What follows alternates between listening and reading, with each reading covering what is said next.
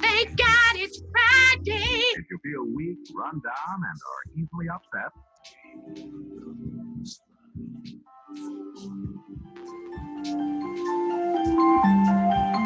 start taking Friday night's gonna be alright. It's gonna be right. It's gonna be alright now. Baby. Friday night's gonna be alright. It's gonna be right. It's gonna be alright now, baby.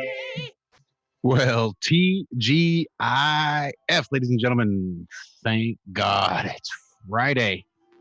And it's going to be all right. Thanks for joining us right here on the Have No Sphere podcast on the IRM Media YouTube channel. My name is Josh Corey, and we have got a relatively packed show tonight. I think it's just going to be the fellas and I. We'll see who else may or may not pop in. I think we'll leave that option open, but I'm going to jump right in and say hi. Let me jump in order of appearance, I'd say, Mr. John Savage. John, how has your week been thus far? Well, my week's been all right. Hello, everyone. Glad to be back on. I've had a couple of weeks off. Nothing to do with flat earth drama or anything. It's real life drama. I suppose that is flat earth drama, isn't it? But no, I'm back. I'm recharged. I've finally had my plumbing finished and signed off, and anyone who's regular knows how much of a ball ache that's been. And looking forward to the show. Looking forward to having a decent chit chat and catching up. Yeah, I think it's going to be a good one. We'll move on then to the Adam Meakin. Adam, I know you got to talk to us for just a brief second this morning over there in the Ironworks. So how has your week been, sir? I only got to chat to you briefly in the week. So like John, I'm looking forward to a little bit of a catch up this evening. Mundane, I suppose is the word for this week. Quite nice. It was quite good actually, because I had a young lass start with us. It's about 5 or 6 weeks ago. As young Muslim lass, and just before she started, she knows a really nice place for a good Islamic fried breakfast, we've decided to call it. And then Ramadan started, so we couldn't have it. So this is the first Friday we've had the full Islamic fried breakfast. Nice turkey sausages, mate, and turkey rashers of bacon. Never had them before. So there's the highlight of my week. There you go, an Islamic fried breakfast. We're hearing you might just be a little bit on the quiet side there, Adam.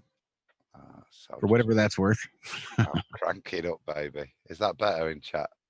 I think so. Dividante, he'll let us know. He told us you were a little quiet. I see Travis told us too. Never mind. I'm catching up in chat. Looks like everybody says.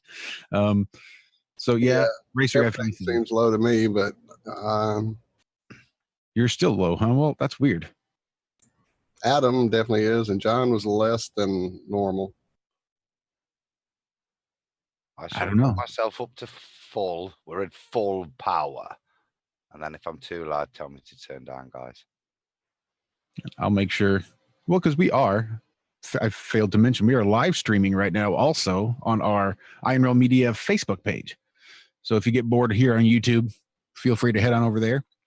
Or if you're so inclined. Never, ever go anywhere. You stay right here on YouTube forever and always. What are you thinking? Always. Well, we're also on DLive. We're live streaming on DLive as well right now. So we're trying to get the word out. We are multicasting as best as we can. Walter, how has your week been, sir? Though we got to chit-chat a little bit this morning. We did indeed. We had an amazing, I didn't even know my camera was off. We had an amazing show this morning with Joshua Michael from JM Truth TV, JM Truth Productions, Shelley Lewis's partner in crime. Felt like family. I mean, we couldn't stop going. We had to get this thing on the air in spite of technical difficulties at TFR with server upgrades. We decided to go right ahead over here, and it wound up being a multicast across at least 2 or 3 platforms. I'm not sure how many we were on this morning, but Joshua was great. You could hear the love for the project. You could hear his love for everything he's doing. a powerhouse just like Shelley. So I am super excited about this documentary that's coming up, this event, not just documentary. And shout out Travis, who's in the chat, also part of the Plain Truth documentary. Absolutely. Yeah, that was a hell of a show this morning. Had a blast. Joshua really is a hell of a nice guy. Well, let's see who rolled in here last. Wait, were you going to say something there, Walt? Well, it was me putting in there, mate. I was just because. But you'll get to it in a bit. You'll get to it in a bit if we're going to chat about it. It was about Travis. That was one of the few bits I heard from this morning's show. I just hear like Travis is some kind of super executive producer in the background. So I'm intrigued even more. But yeah, sorry. Carry on, Josh. I apologize. Nope. I bet you we could probably get Trev on here too. That might be something worth doing. Yeah, I'm actually behind the scenes right now working on that. Thank you. Never mind then. I bet we could talk the whole show without introducing our last panelist. I bet you last panelist would be quiet throughout the whole show too. Well, until right before he left.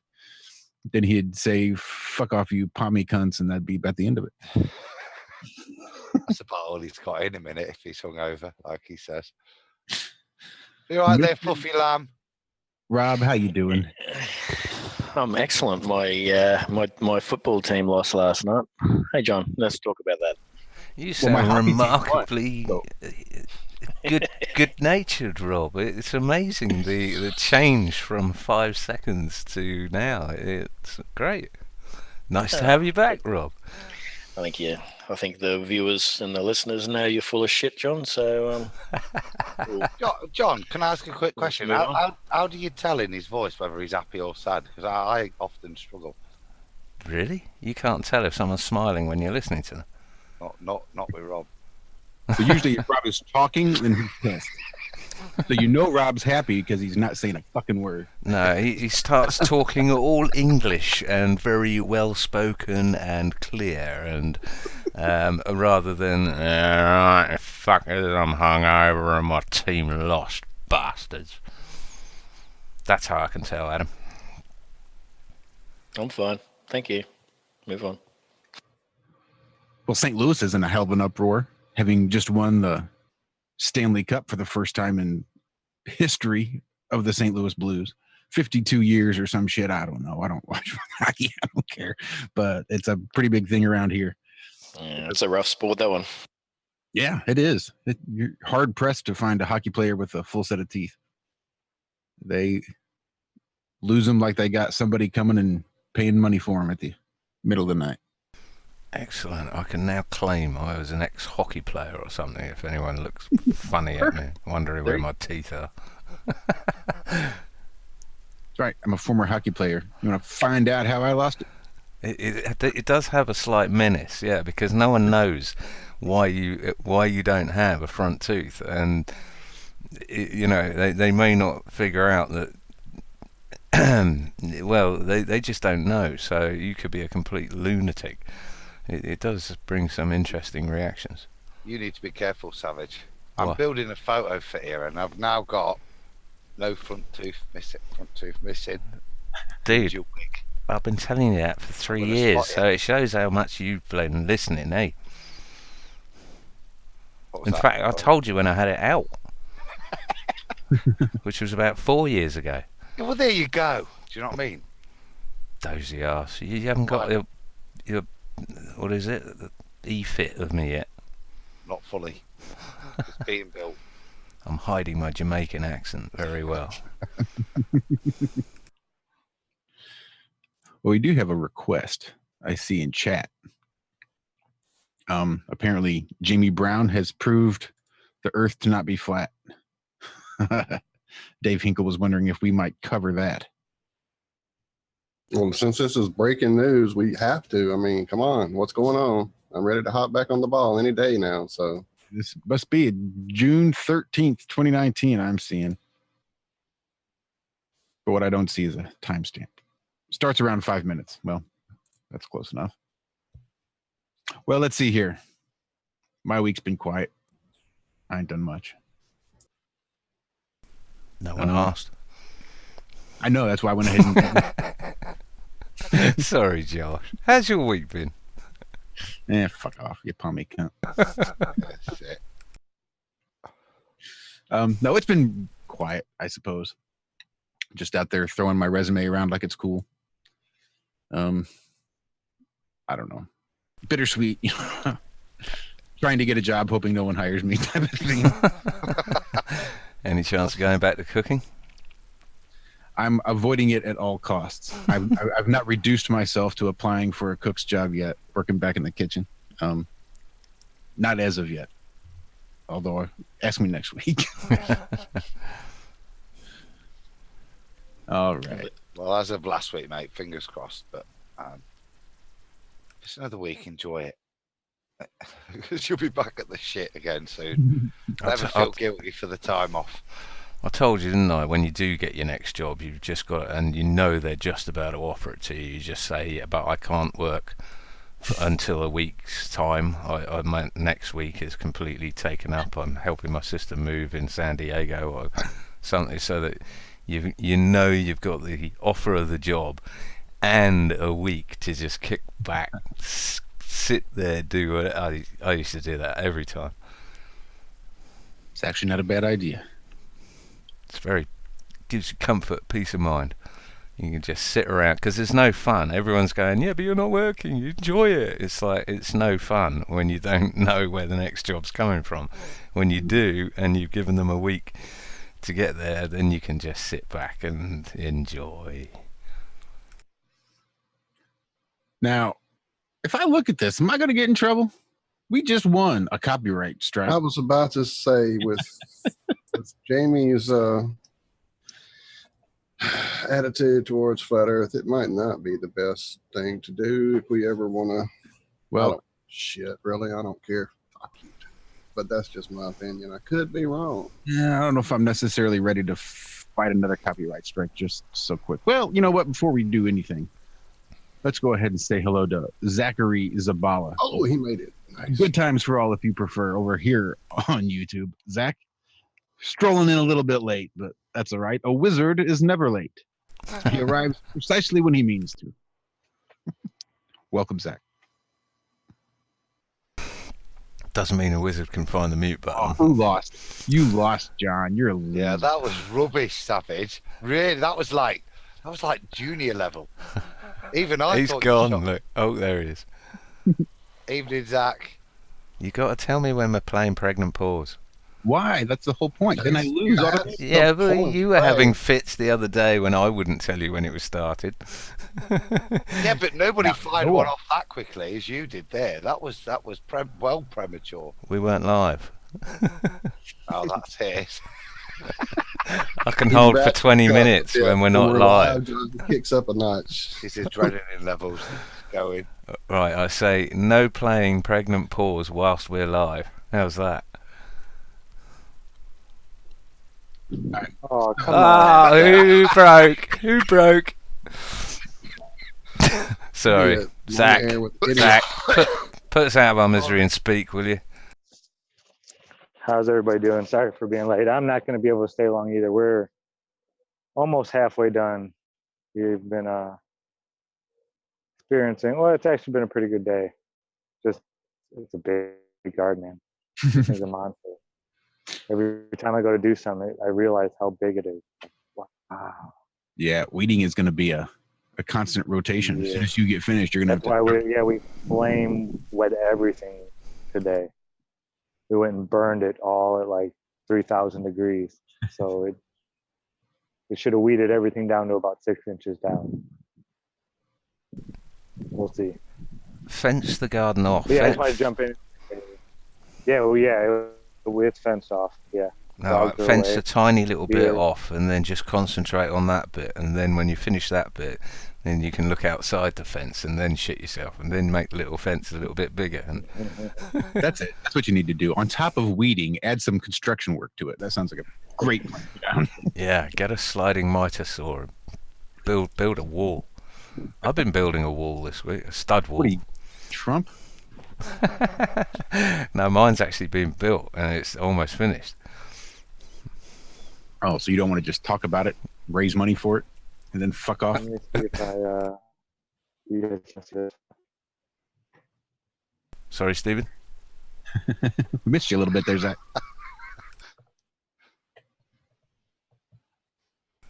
Nah, he's gone again. Yeah, it's a fucking big garden. Exactly what I thought. Cheers. I'm cheers to that, Stephen. Fucking A. So, Okay. speaking of copyright strikes, what copyright strike did you fight, and what was the outcome? Well, Flat Earth. this is all Adam. I didn't do anything. Adam, Yeah. you Yeah, as in, that's what you said straight away. True. Yeah, well, Didn't you read your reply out to YouTube the other week? yeah, we read that out. I don't think there's a need to. Have we got a No, copy, anyone? Don't read it again, for Of God's sake. YouTube's response to us. That's worth a little read. So now, while you find that, I'll fill then. So yeah, so we did a little video, didn't we, which was based on the topic that everyone bar me here is sick of, gravity. After a long protracted waiting of Fight the Fat Girth and Sleeping Warriors debate on George Moose's definition, it came back with George Moose's own words. So we did a little satirical thing on that, and Fight the Fat Girth, being the pussy that he is, saw his arse, and because his argument was so pathetically weak, the only retort he felt he had was to issue a copyright strike against us, which I think we took in fairly good grace, really. I think there was a ponderance of, is it even worth responding to? And then I had a chat with on Nathan's show just to see, where are we in the right? Because I'm rubbish, aren't I? Let's be honest with regards to legislation or even bothering to understand it. And I've got us in a couple of bits of trouble with it. So to know that actually what we'd done was correct, because I thought I was being, if rubbish at it, slightly satirical. We decided to defend the case, which is what we read out. And I think was it Tuesday, Monday or Tuesday? I'm not sure when we got it, Josh. The 11th at 6:40 a.m. I got the email right here. Hi, Iron Realm Media. Good news. Fight the Fat Girth has just released their copyright claim on your YouTube video. Video title is Gravity, a Forced Academia Answers. This means your copyright strike has been resolved, unless Fight the Fat Girth is still claiming other videos included in that strike. Check your account standing. Thanks, the YouTube team. So yeah, that was them releasing the copyright. So I want to say loud and proud, everyone head on over to the Iron Roll Media YouTube channel.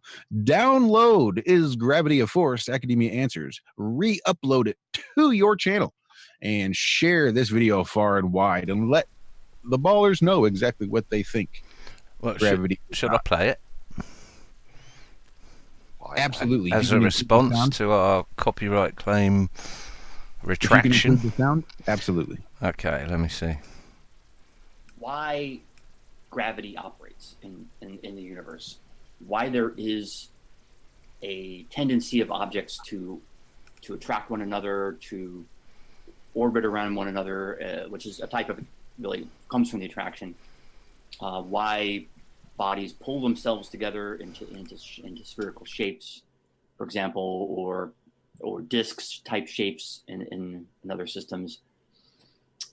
Just pause it there, John. So pause why it. does Pause that that there. Or what, mate? Sorry. Gravity goes to a center, doesn't it? And then a vacuum is a medium they suggest. A disc type shape doesn't seem to make any sense following the rules they've just so delicately laid out. Discs. Do you want me to back it up 10 minutes so people know what you're talking about? Because I don't think anyone was listening to it. He just drops that line in there. I just thought it was worth a little. point of note. In other systems. A little bit further back, I think. So why does that all happen? Shapes in other systems. Never mind. So why does that all happen? Then the idea of gravity as a force in the Newtonian sense of a kind of almost undefined entity that grabs things across space, that force concept becomes a problem when you're trying to understand why gravity works. The fact that gravity does work, you know, it's obvious from everything around us. And when pause it again, John. Pause it. Maybe I should put it this way: when describing the workings of the first bit was all right, but when he got to gravity does work, where does it work? Isn't that why they had to invent dark matter and all that kind of dark energy, all that kind of nonsense? Because when they tried to apply it to anything other than if I drop this kind of mechanism, it doesn't work. So is that why he's saying it's a kind of a problem, as in it doesn't work? Is that another? But anyway, sorry. Who are you asking? I don't know. I've not listened to this in a while, really. It's the first time I've. Sorry. gravity, you shouldn't use force concepts. When you describe the effects of gravity, yes, use force concepts. You're perfectly entitled to speak of gravity as a force when you're working through its implications, when you're working through why things fall, why things move in the way they do. Okay. It's only when you start to get into the deep questions, and those are the ones, of course, I was dealing with in that particular article.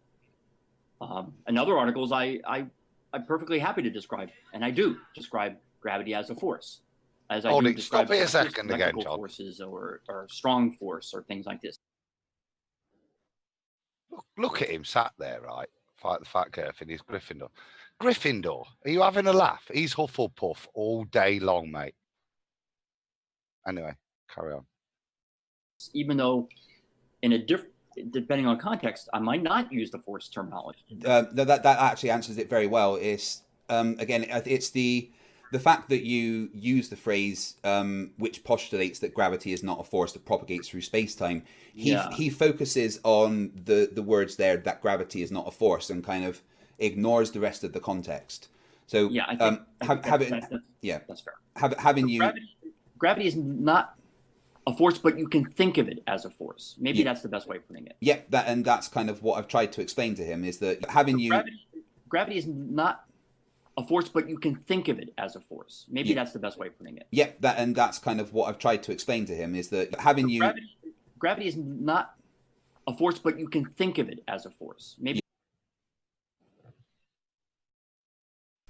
I'd say that clears it all up, doesn't it? Well, there was one last little bit. Really? Like the fat girth, he says it's a force that postulates through space-time. Okay. What's postulate? Gravity is not a force, but you can think of it as a force. Maybe that's the best way of putting it. Yeah, that's kind of what I've tried to explain to him, is that gravity is not a force, but you can think of it as a force. Maybe that's the best way of putting it. Yeah, that's kind of what I've tried to explain to him, is that. No. No, he's right, because if you just think of it as a force, then all the logical observation, logic and reason that you have as to why it's not a force, because it's not a force, as he says. But if you just think of it as a force, all that pain goes away, doesn't it? I don't know. It goes away if you don't listen to it either. It's quite priest, good. mate. Look at all my suggestions. All about building walls. Joshua versus Reese. Right, let's stop sharing before I get myself in trouble. Toilets in a van. Oh God, how do I stop sodding sharing? What's wrong with you? That's a What is stupid. wrong with you people? That's a stupid pommy shill term, that is, isn't it? Poop. Poop. That's polite. That's very polite, isn't it? You being a racist again, Rob? No. Disowning What, your shills? heritage. Can you be a racist against shills? Disowning your heritage, your pom. I got nothing to do with you guys. Are you sure? I've had to change my position on that, John, because obviously, as Brits have felt a little superior always, having a dig at the Aussies, basically telling them they were just our criminals that we got rid of. But it does appear that they're basically children that got stolen from us.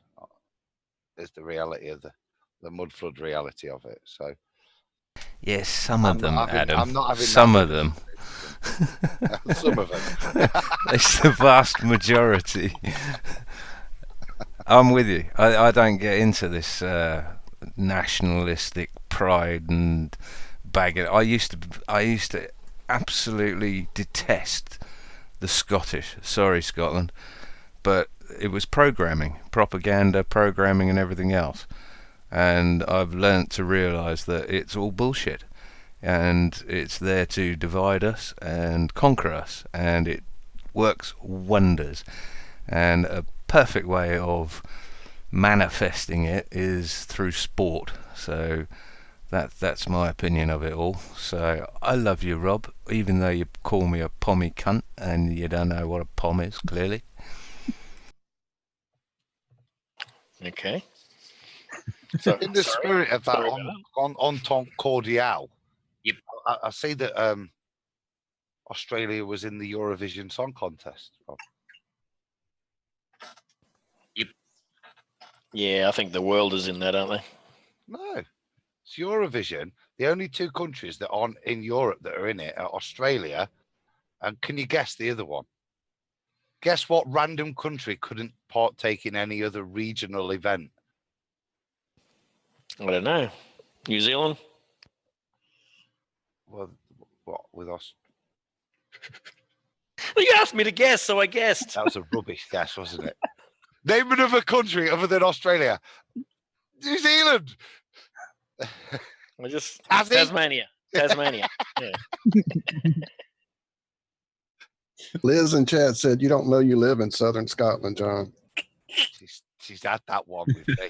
Trying to poke me out the bear with me like that. Doesn't know I what. You live in southern Scotland, according to Liz. All right, fair enough. I couldn't give my monkeys. I live in makes my her house, which is my castle, and it ain't Scotland, England, Ireland, Wales, or any other bastard's house. Savageville. That's right. It's not. It's the land of Sauvage. It's just the land of Sauvage.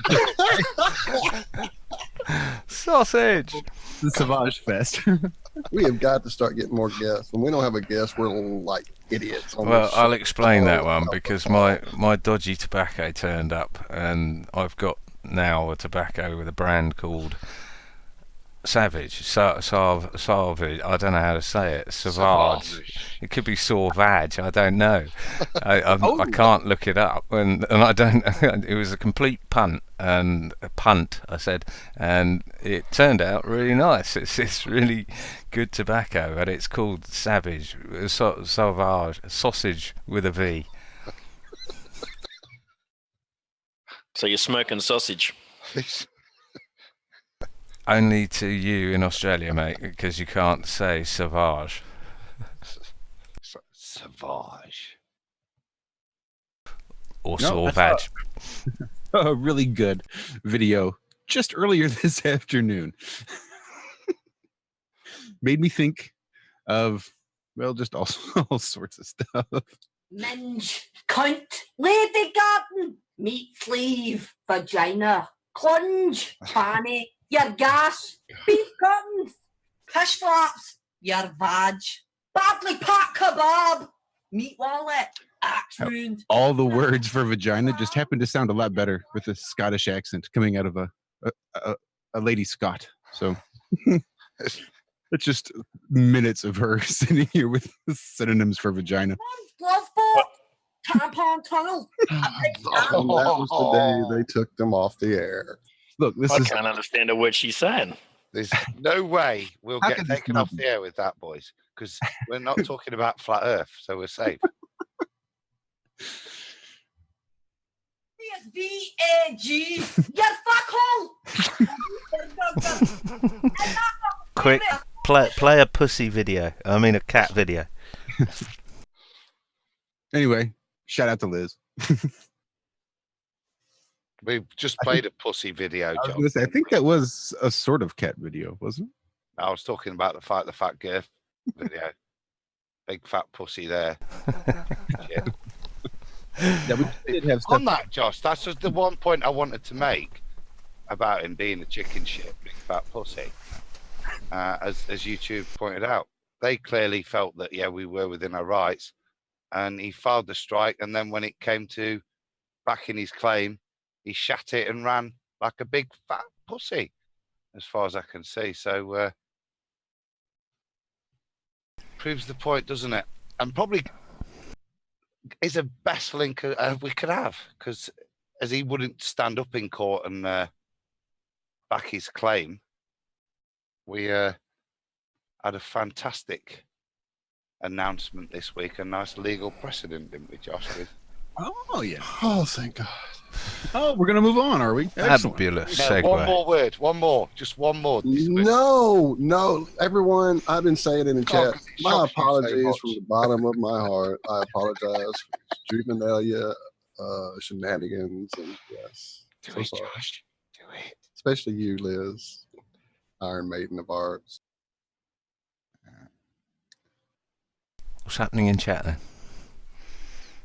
They're freaking on you, lunatics. Oh, I get fair. How many listeners, watchers have we got? Well, it's dwindling quick, and the watchers. thumbs down are adding up fast. Look, Liz says it's going downhill. You better freaking get on the ball. Ah, look, I had to. But seriously, the court case is amazing. Let's get on that because I'm excited. Did you hear from Zen by chance? I should have asked you that before we went live, huh? I have not heard anything back from Zen. I saw he was in chat late last night on TFR as we were going in and having all the trouble we were having, because I was looking through the back chat trying to find out if there was something that we should know about, maybe said there, and it was definitely he was up late, so that might have something to do with it. I don't know. You know, this is part of our battle tactics, though. Well, has been for a while, is to to get all denigrate. the idiots out of here first, Yeah. and then serious. I know, Yeah. I know. but it was Denigrate getting the show quick. to It was getting quick, giggling gamer nonsense, and then Right, slip ball in a and bit move of on, and then we hardcore right. legal Army precedent jokes, and we're good, right? truth. Absolutely. So Zen Garcia So was Zen, taken to court by a Mr. Thompson, if I got the name right, for a claim that Zen had put out a challenge with a $15,000 reward to anyone that could prove the Earth was a spinning ball. And some guy thought he'd won it, Mr. Thompson, and he brought Zen to a court of law, and I'm sure he thought he had a cracking case. Who the hell is going to rule against a baller in a court of law? And that's exactly what happened. So he lost his case. I presume Zen got given damages and recompense, and there it stands on the statute books, that this guy could not prove it. And I think this is going to be one case among many to come, but this was the first, and kudos to Zen for seeing it through. I'll shut up I now. was hoping one of you with the little more depth of the legalese and whatnot might dig into some of those documents. They're not overly complicated. I kind of glanced at them myself, but it was a lengthy piece, and I didn't really have time last night or this morning to get through the whole thing, just the gist. So did anyone peruse the fine print, if you will? I've perused it a few times. I think I've come close to reading the whole thing, though not entirely, but it's been done in bits and pieces because it is pretty big. Yeah, I don't know. We can, one of you guys want to read it? Nope. Well, that'll make for an exciting show. Right? I'll read it in time, but not right now. Let's just do the first paragraph then. I'll try. Well, do the first couple of paragraphs, which is a sort of sum up of the court case and how it went, in Zen's words, I assume. That was quite interesting, but maybe not getting into the actual evidence. Yeah, well, I saw this on Wednesday, I guess, on Facebook, and I shared it with you guys over here on Twitter just to let you know that this was popping off, just because I know you guys are into the legalese and would get a kick out of this as well. So I just copied and pasted, and it says, I am pleased to announce that on this Shavat Pentecost, the 9th of Sivan, the judge presiding over a civil court case in which I was being sued for the amount of $15,000 ruled in my favor and sided with the evidence I presented. Interestingly enough, this case was actually based upon whether one believes the earth to be a globe or a flat plane. The judge was ruling whether the plaintiff, William Thompson, had provided ample evidence to warrant being rewarded the prize money. I had to put up to anyone who could confirm the two separate scientific experiments that the earth was round and contained measurable curvature. My contention was that it did not, and that it could not prove through science that such was not the case. Okay. Her ruling was that he did not confirm through real-world experimentation that curvature exists, and whether one believes the earth to be flat or a globe, one must consider the evidence which I brought forth to the court in opposition to the supposed existence of the earth's curvature. Whew. That's a mouthful. Yeah, you're doing well, mate. It was a mouthful, but it was really, really pertinent mouthful, isn't it? I think so. Because it really does say a lot. There's a lot of information jam-packed in that little bit. I don't think it goes too far as say there isn't scientific evidence, but it certainly makes it quite clear that what this gentleman presented was not scientific evidence. Yeah, if there's scientific evidence, he didn't have it. Yeah. He did have a computer model, didn't he? You know, I don't know. I think that's what he presented was as his rebuttal or his proof initially to Zen, wasn't it? I think so. I've not read it either, but that's research, fellas. That's how we do it. I've just had loads of gossipy chats on it. We did have a motion in the minutes from Wednesday to actually go and check that this was a court case that actually existed and took place, but I'm assuming no one actioned that. But if anyone wants to look it up, the case number is didn't we? No, maybe is 2019-MV-1104. William Menke Thompson versus Zen Garcia. So it's shown on the screen right now. So if anyone wants to actually make sure this is real, and I have no doubt it is, then yeah, help yourself. We were hoping to have Zen Garcia on, but that was another action that probably got mislaid, I think. I saw Josh send the message. It was actioned. It just has not been. All right. Reactioned. Thank you. I couldn't get there.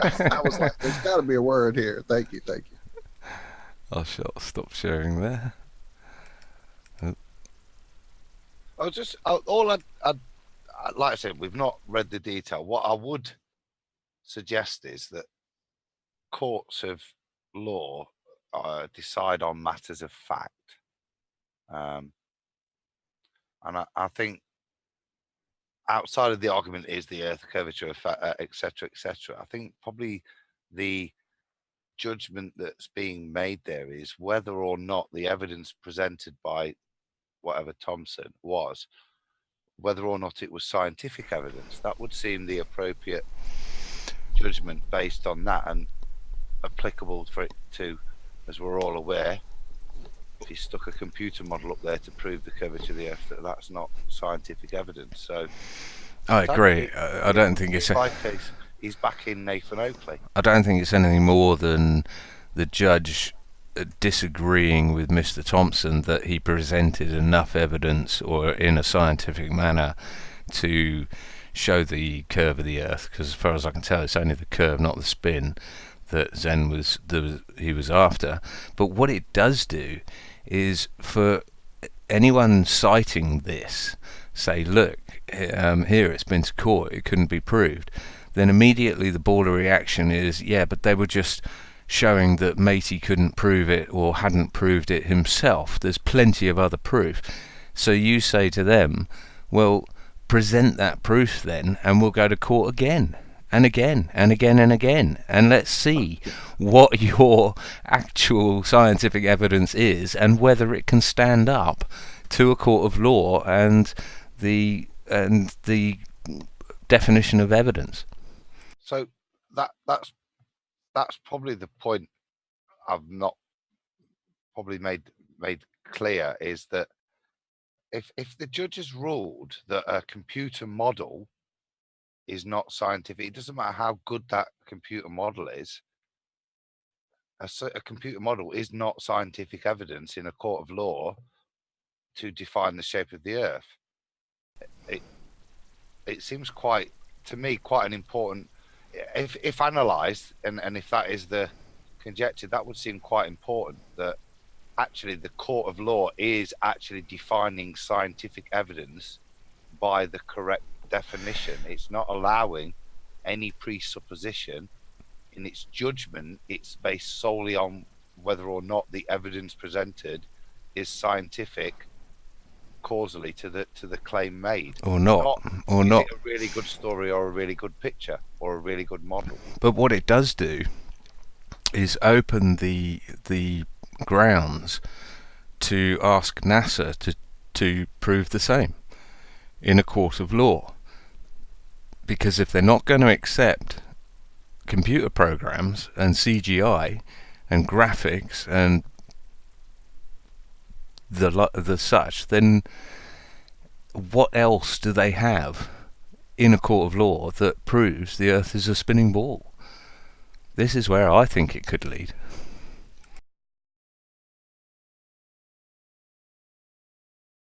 Definitely got some serious implications, for sure.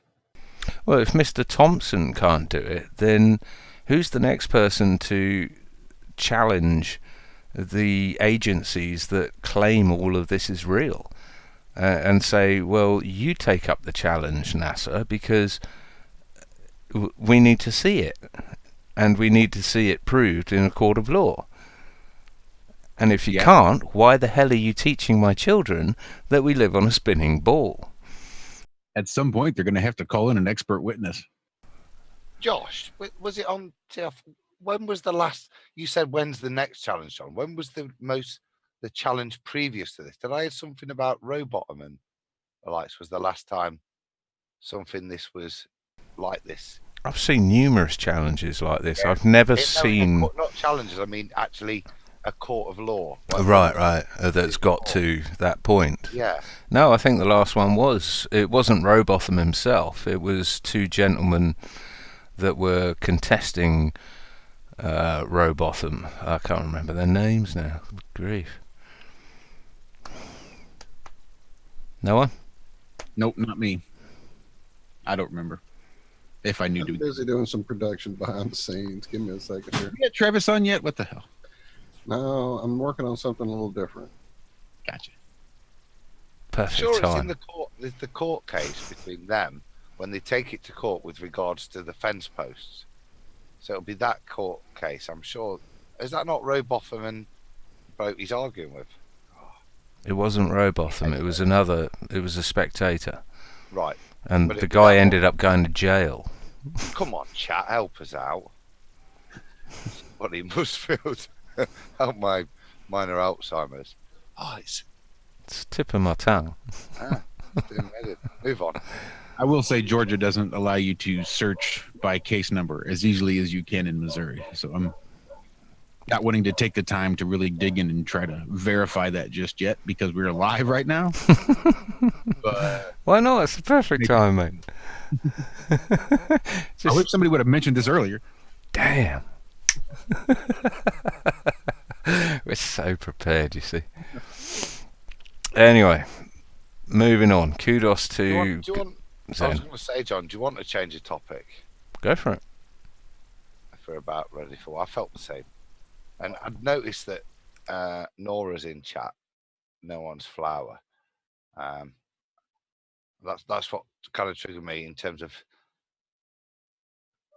So we go to number 7, the gravity, and the chat. And before you respond, I've always write down. I want to talk about this bit of gravity, and the little bit of chat we had this week was when I mentioned it was greeted by Josh with, oh, Yep, about right.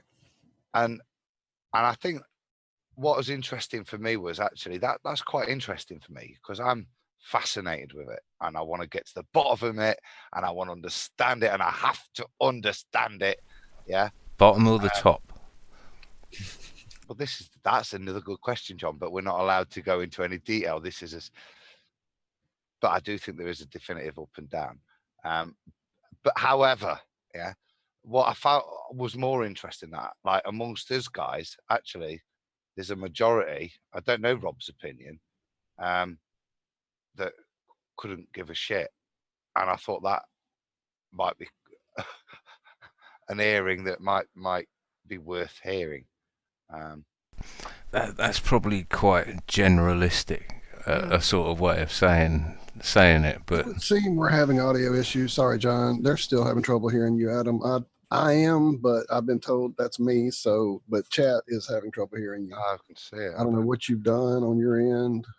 Stepped on the cord, that thing hanging off the wall that's sparking and fly. I don't know, but something. Maybe just move that mic a little closer might help. If you're still Try on that headset. I think he's on the headset. We've gone to the headset. I'm on full volume. I can tell now you're spitting in it. Yeah, now I hear you spitting all over it. Well, maybe it's just up your volume a little. If Zoom is doing automatically, that could be part of it. Or if I'm in OBS, I don't know. Live production. Oi, Martin, is that better? Wow, that thing is so hot. He is now Transformers more than meets the eye. You could be 93 million miles away. You so hot. Somewhere in the middle, mate. What were we saying? I can't remember now. We were talking relative densities, definitive ups and downs, gravity, and the fact that I just couldn't give a shit less about any of it. Yeah, and I was. Shits. I gave 3 shits in chat earlier, so I'm lying. I did, but never mind. I'm really done with that whole thing. And although there was an interesting discussion about the 90-degree angle to this electric field of all this, and that could be part of the gravity. First time I actually was interested in this whole discussion. So shout out. Damn, who was that? I've got so sidetracked on stuff I was trying to do behind the scenes. That was Zach, I'm pretty sure. No, it was in chat just moments ago. Oh. First time I heard that was Zach and his dad. It was probably Zach earlier back in the day, but again, I just saw it again in chat and it was like, oh, that's something. Hey, whoa. Can we use the chat? Can you what? Can we use the chat? Can we have a 1 gravity give a fuck or a 0 gravity don't give a fuck? No fucks given, or 1 fuck. How many fucks? Oh my gosh. Rob, you've heard this discussion, yes? You know what we're on about? Not really. That'll be a 0 then. Yeah. Well, to be fair, Rob's been watching a lot of football, so. Yeah, but when you kick the ball up, Rob, why does it come down? Because of the shape of the ball. How about that? It's a different shape. It's a silly shape, your ball, isn't it? Which shape doesn't come down, Rob? Okay, we got a 2, we got a 0. It's coming in now, finally. I like always 2. That's all the fucks that we're getting. 2 and 0. Oh wait, another 0 from Martin. Shout out, Martin. It's interesting. I mean, I definitely it's interesting. It gets the brain working, but I think we'd probably do better if we could all sit around and postulate what infinity is. We'll take our puny little human minds and we will all sit and debate and argue and name call over the nature of infinity. And the bottom line is we have a very finite brain, but we're going to try to discuss infinity anyway. To what avail? I have no idea, because the bottom line, nobody's going to change their mind at the end of the day, and we're all still going to be left with our own personal ideas of exactly what it is. So fuck it, let's just argue about infinity for the next 6 months, because why not? Or no, let's change it to gravity. Bottom line, 6 months time, it's not going to make a bit of difference. I don't necessarily believe that that's going to be one of those things we can just science our way into or out of. I don't know. What's beyond the South, right? What's beyond the ice? What's above the sun? You know, where are the stars? What are stars made of? Why is up and down? Who the fuck cares? There's more important things to do. I think we could probably focus our energy into being kinder to each other than trying to figure out infinity or gravity or any of these other unknowable concepts. Sausage. Kind of where I stand. Awesome. I agree. Did you all see Owen Benjamin's rant about Antarctica during the week? No, but he rants a lot, doesn't he? No, it was a good rant. It was a good rant, and obviously he gets a lot of views, so it was a good rant.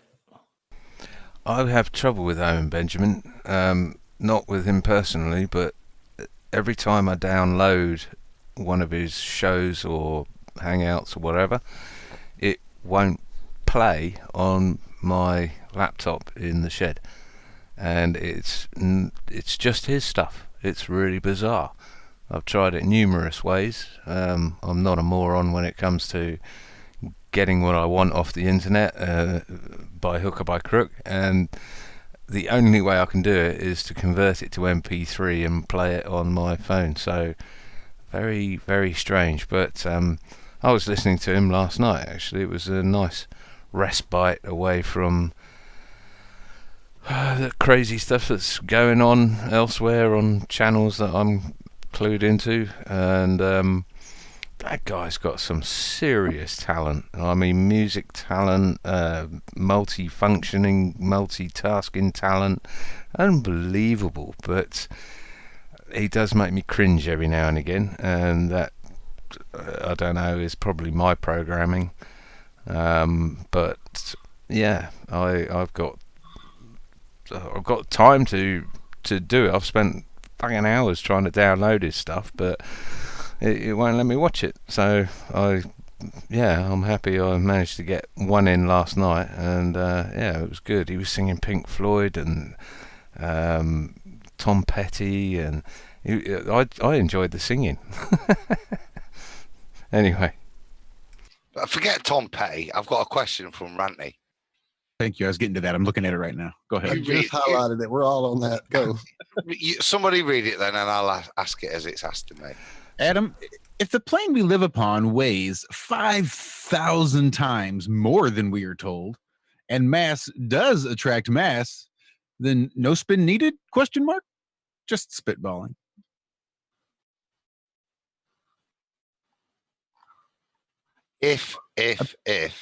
If my auntie had bollocks, right, she'd be my uncle. Is the reality there? If a frog had wings, they wouldn't bump their ass when they jumped. Oh, and I'm telling you, Ranty, I'm going to save that quote and bring it up the next time that me, you, and Nathan are together.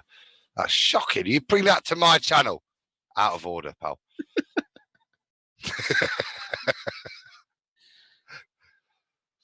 But, yeah. I think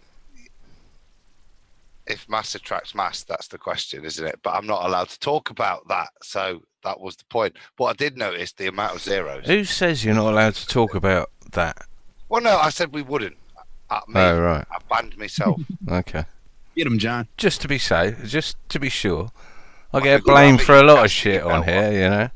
Everyone apologises when they're reading chat. They apologise to me, and I haven't told you not to read chat. I just want to talk about not reading chat. Anyway, carry on.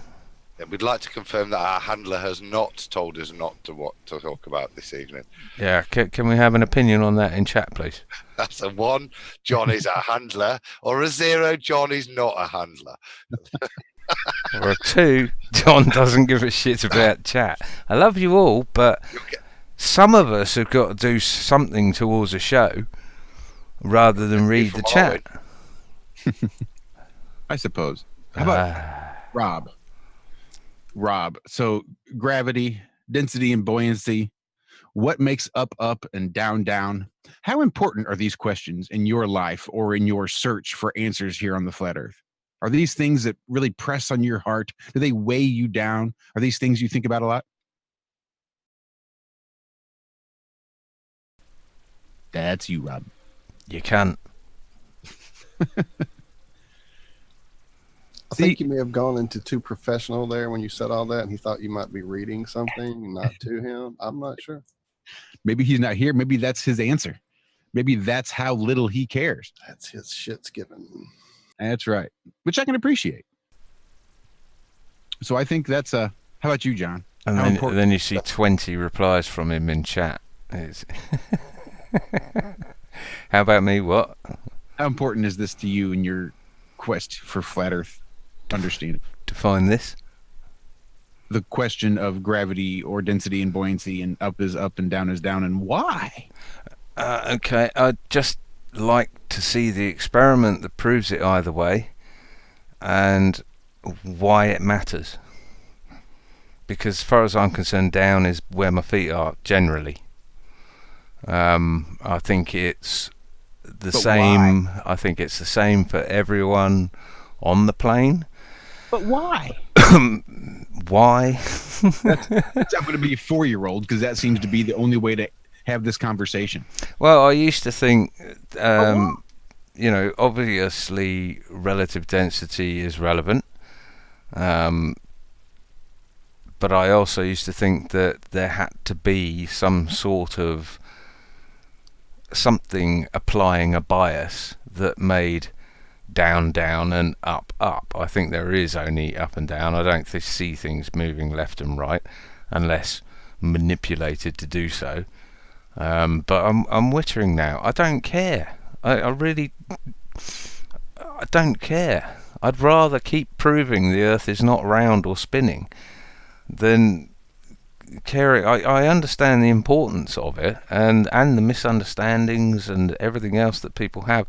I mean, a lot of globers seem to think that on the flat plane there is still a core of gravity below you, so the people on the outside of the plane would be standing diagonally perpendicular to this core, rather than everyone on the plane just standing up and upright. It just boggles me how the programming has weaseled its way into people's minds that they can't even understand the flat Earth model, or there isn't even a model. It's just the fact that we're living on a stationary plane. It's not that difficult.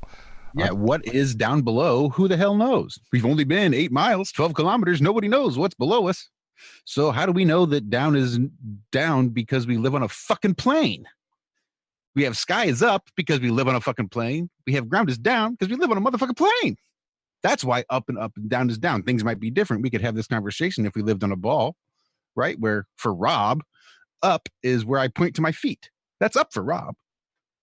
And up for me is when Rob points to his feet if we live on a ball. If we're on a plane, maybe all there is what's below our feet. That's all there is. There's an awful lot of ifs there, isn't there? Damn right. Because the bottom line is we can discuss and debate all day long. This or infinity or unicorn farts. It doesn't really fucking matter. It's philosophy. Yeah. It's philosophy unless there is some sort of definitive experiment or some way of showing this. Go ahead, Rob. I think I mentioned probably about a month ago. I asked my mum how do they know what's in the middle of the earth, and she honestly thought human beings have drilled all the way through to see what's in the middle. She honestly thought that we'd drilled 3,900 mile or whatever 3,600 mile or whatever the radius is. She honestly thought that we drilled that far. And that's how we knew. But it's easy to think that if you look at a children's book that Right. cuts the spear Shows into that Crunchy center and the chewy nougat around there. And plus, I mean, we went to the moon, Yeah, if it's Rob. You're taught. looking at all Yeah. this on a cell phone. How the Oh, moon. down to So the yesterday I delivered some helium to somebody, and I said, "Oh, there's a shortage of this, and so be very, very sparing." You know, they do their little promotional balloons and hang them up in the shop. And she goes, "Oh, okay." I said, "Oh, my theory is NASA's using it all up." I said, "Have you seen the big weather balloons and the big satellites on it?" She goes, "Yeah, I have seen those." She goes, "Oh, I love space." She goes, "My husband and I just sit there, all the launches, we just sit there in amazement." I said, "You know, it's not all real, don't you?" She goes, "What?" I said, "You know, the moon landings never happened, do you?" You should have seen the look on her face. She was in shock. Rob, do you hang around like shopping malls where at Christmas where Santa is and just whisper in children's ears as they go past? You know he's fake, don't you? Pull his beard. Oh, it was funny. That is funny. Yeah, so, but There'll be that a is true. crime in That is true. Australia soon, that, Rob. We're down to our last couple of bottles where I work of helium, and I don't know when we get our next batch in. So, It is outrageous. Yeah. I heard prices have like tripled and quadrupled because the supply for helium is so low. People are having a hard time getting it. Yep, that's it. I think it's NASA. $400 or $500. $400 or $500 for a G of that's a G is the size of bottle, not what you guys are thinking about. Well, it's probably 20 or 30 kilo bottle, 40 kilo bottle, something like that. And does this coincide with all these little mini sort of CubeSats and things and these 20,000 sat arrays that are being launched? I suspect between that or the ISS, there's a reason that NASA is the plane's largest consumer of helium. No one uses more helium than NASA. And that's sort of old. I'm sure other people have heard that too. I'm not repeating something new. Yeah. And that's why it's so high, because NASA's using it all. What the hell would NASA have to use all that helium for?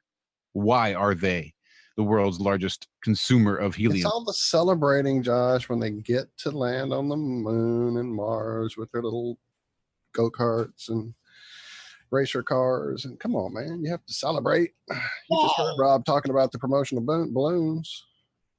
We have touchdown.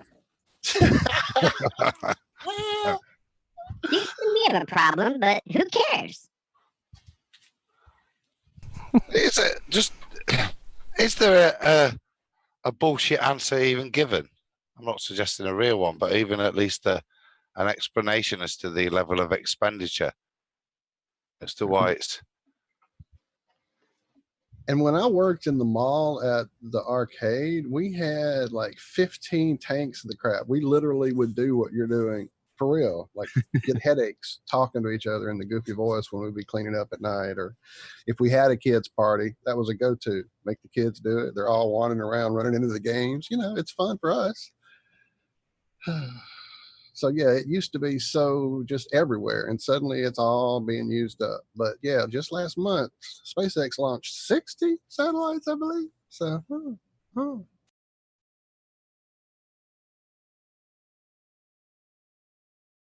Yeah, you just imagine how much gas is going into one of those balloons that they put up. It'd be amazing. Amazing amount of helium they're using. Oh, well, obviously, helium is used throughout NASA as a cryogenic agent for cooling various materials, as well as lab use. Adam, is helium the best thing to use if you're trying to cool things down? I've often found, right, in a lab, actually, that's seriously in terms of helium use, if you're going to be in a lab and, I don't know, you've got 10, 15 people in there, and you want all of them to talk to each other in a squeaky voice, you're going to need a lot of helium. Other than that, no.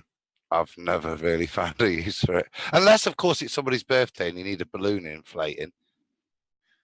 Let's see. Helium is also used as an inert purge gas for the hydrogen systems and as a pressurizing agent for ground and flight fluid systems of the space vehicles. This was as of 2014, uses for helium. Oh, shit. How much helium do you need to land a rocket backwards? Well, less than when you needed to launch it. That's how you get it to land backwards.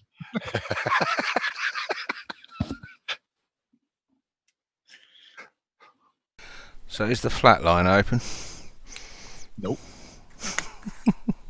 Can be, I reckon. So we're simulcasting out over, what, 3 platforms at the moment? 3 platforms. We are live on YouTube, Facebook, and DLive, which we're just checking out. You know what, John? You asked me if DLive allowed for uploads, and it does, as long as you can conform to this certain checklist of things and maintain this checklist and keep your 2,000 crypto coins bare minimum stocked and locked away in some sort of account.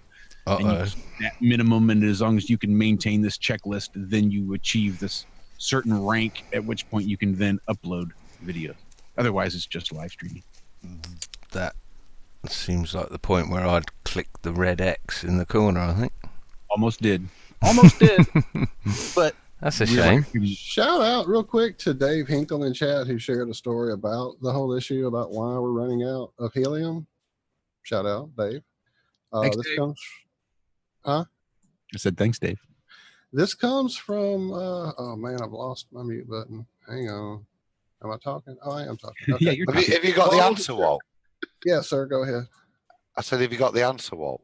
Roughly, it's just that it's a non-renewable resource. It's made on Earth by the nuclear decay of uranium and is recovered from mines. Once it's released, it is not in any way economical to recapture it. And so it will escape the Earth altogether because it is so light.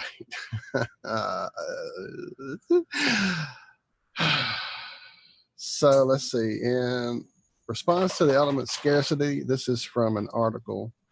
It doesn't give it yet. It's probably at the bottom. In response to the element scarcity, the United States has been stockpiling helium since the 1960s in a national helium reserve called the Bush Dome, a deep underground reservoir outside of Amarillo, Texas. By the mid 1970s, 1.2 billion cubic meters of the gas was stored there. The current reserve is approximately 0.6 billion cubic meters, roughly 4 times the current world market. But, Chan notes, in 96, the Helium Privatization Act mandated that the Department of the Interior sell off all the stockpiled helium by 2015. As a consequence, he says, the United States government is selling the equivalent of 40% of the world market of helium at a below market price. This action discourages the active exploration of helium. Chan explains this comes from probing questions. Are we running out of helium? The article, apparently. What else do we see here? Helium is used as a cryogen to cool down superconducting magnets for MRI machines. This is the largest use of cryogenic helium. This is one application where another cryogen can eventually be substituted because there are several new superconductors that can produce the required magnetic field when they're cooled with high temperature cryogens like liquid hydrogen, oxygen, or neon.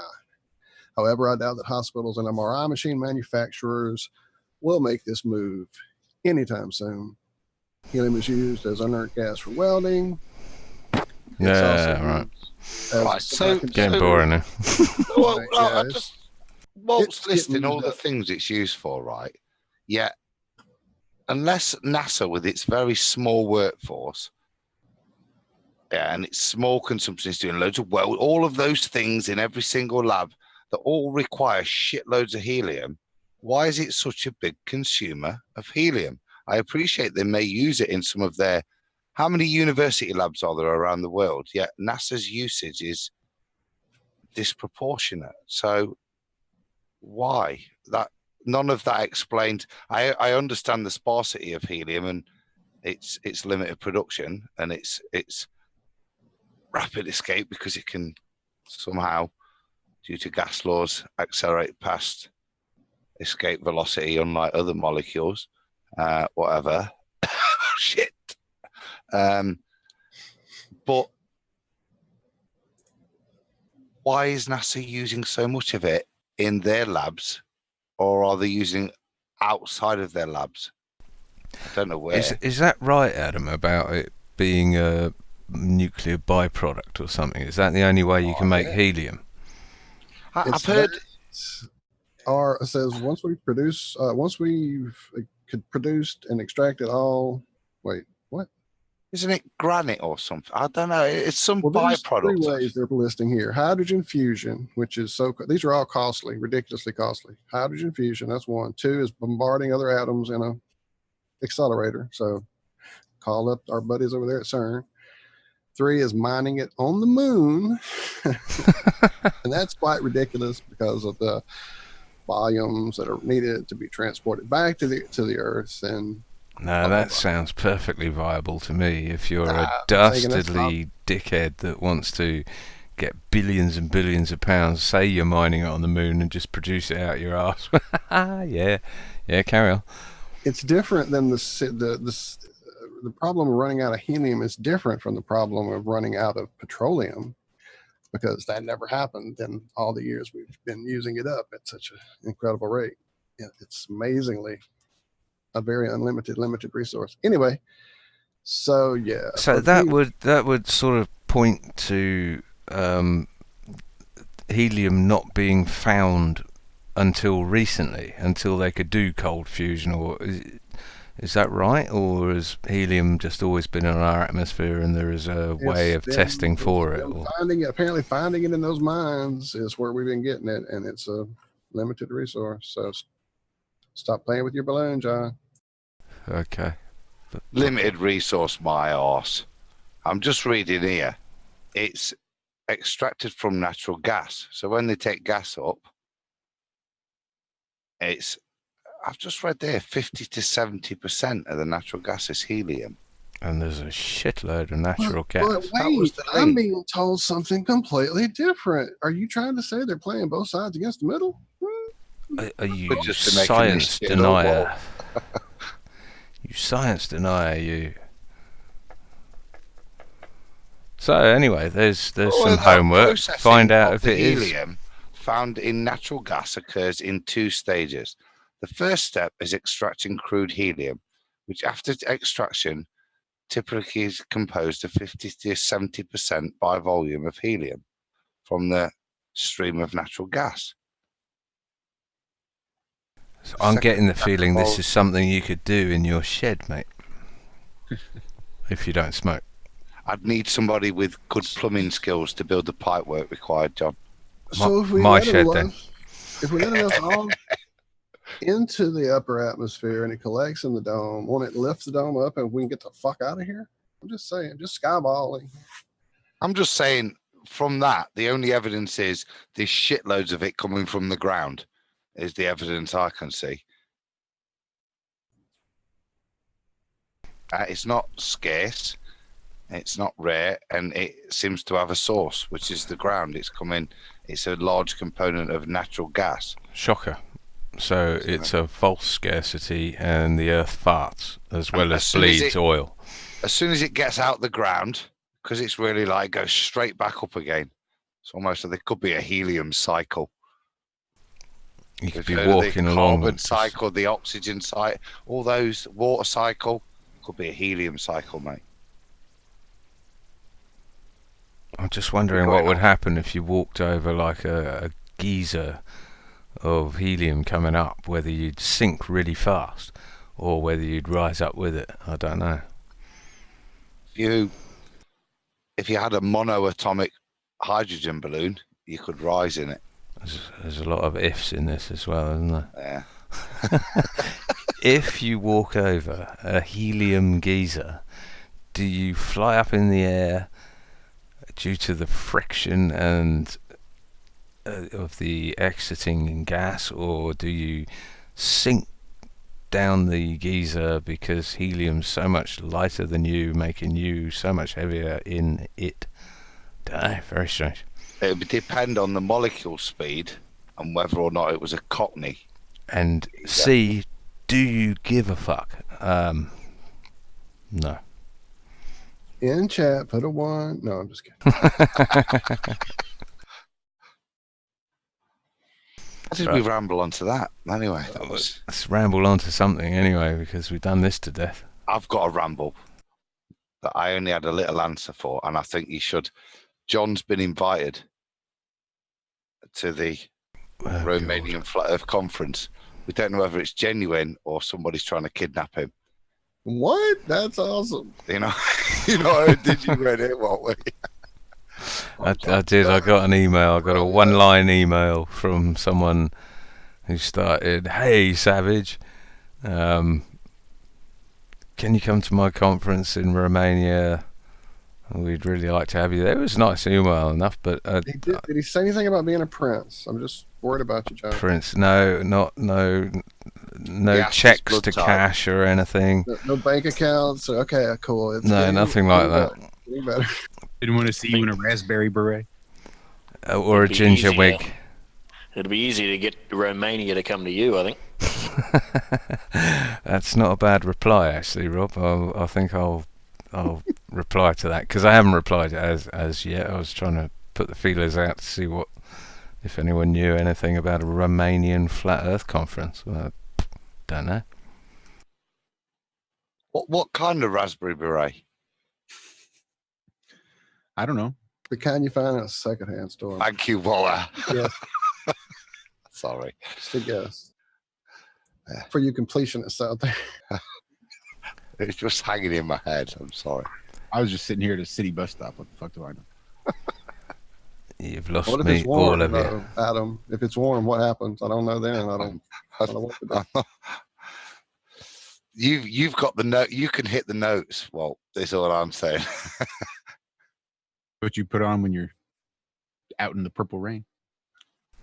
I so love these private jokes where it's so private that neither me, Rob, or anyone in chat knows what the hell we're talking about. Well, maybe chat does. Yeah, but the people who do get it, the people who do get it, those are the coolest ones. Right. Wheat from the chaff, John. Wheat from the chaff.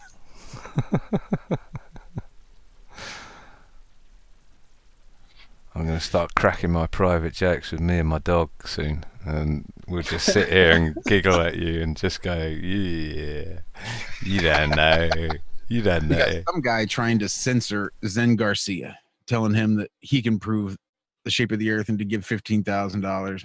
We got people trying to censor our channel because they don't like the fact that we use their stuff under fair use. And then we have people self-censoring, which I think is a bit stupid. And I think self-censoring should be encouraged, Josh. Really? I think I'm self-censoring right now, mate. Why? No, I mean, self-censorship is good to a point. But you have to be able to still engage in the conversation. Censor maybe the way you present information. Censor, think carefully about the words you choose and censor yourself that way. But I don't think the answer is to turn around and walk away from the conversation. And it breaks my heart that people are out here walking away from the conversation or thinking about walking away from the conversation for no other reason than people want to be dicks. That's it. And it's not like ball earthers who, in my experience, can be pretty dickish because they stand on the opposite side. So you're arguing the opposite side of what they believe. So they're taking that as a personal affront to them and their ego and the money that they've spent on their knowledge and education. So they're you can expect them to be a little bit dickish. I was probably a little bit dickish when I first heard of flat Earth because that's fucking stupid. So I can allow a bit of dickishness from ball earthers when they are attacking a flat earther, right? It's to be expected almost. You have to have that patience and to see it's just the way it is. But when being a dickhead is so ingrained that you have to start finding people with whom you agree to be a dickhead to, maybe it's time you take that conversation somewhere else and let the big boys have grown-up talk. If all you want to do is be a dick and belittle people and talk about irrelevant things to the conversation at hand, then you need not be a part of that conversation. You're just trying to derail it. So I guess in that point, I would thoroughly encourage self-censorship for the people to just shut the fuck up if they're not going to talk about the conversation at hand. If they're going to talk about personalities and not the subject at hand. If they're going to talk about sexualities and not the subject at hand, then there's no point in you even participating in the conversation. Maybe you don't like what that person has to say. Maybe you don't like their flavor of flat Earth. That's when you choose from the other 100 million flat earthers out there making video content from which to choose. It's not like that's the only person you have. And since there's no one else to direct your energy and your anger and your angst, so you just got to direct it towards this one person making videos. No. You don't like what they say? Turn them off and go find somebody you do like. There's no sense in investing all this time and energy talking about studying videos, researching, and just hounding people that you don't like. If you don't like them, you leave them alone. Spend that energy encouraging and lifting up the people you do like. That's all I have to say, I think. Dickishness. I don't have the frickin' sound bite, so you get an actual applaud on that one, my friend. Well said, Josh. That's going in the dictionary. Nice. No, I completely agree. If you haven't got anything nice to say, then just think about what you're saying first. And yep. You could go out there and you could troll YouTube and the internet, and you could, if you were a lawyer, but a perfectly plausible case for many of these kinds of arguments for both sides, but none of them would have any relevance to the shape of the Earth. Plus, offering an opinion on something you don't have the facts for is pointless. You might as well just talk about unicorns and fairy farts.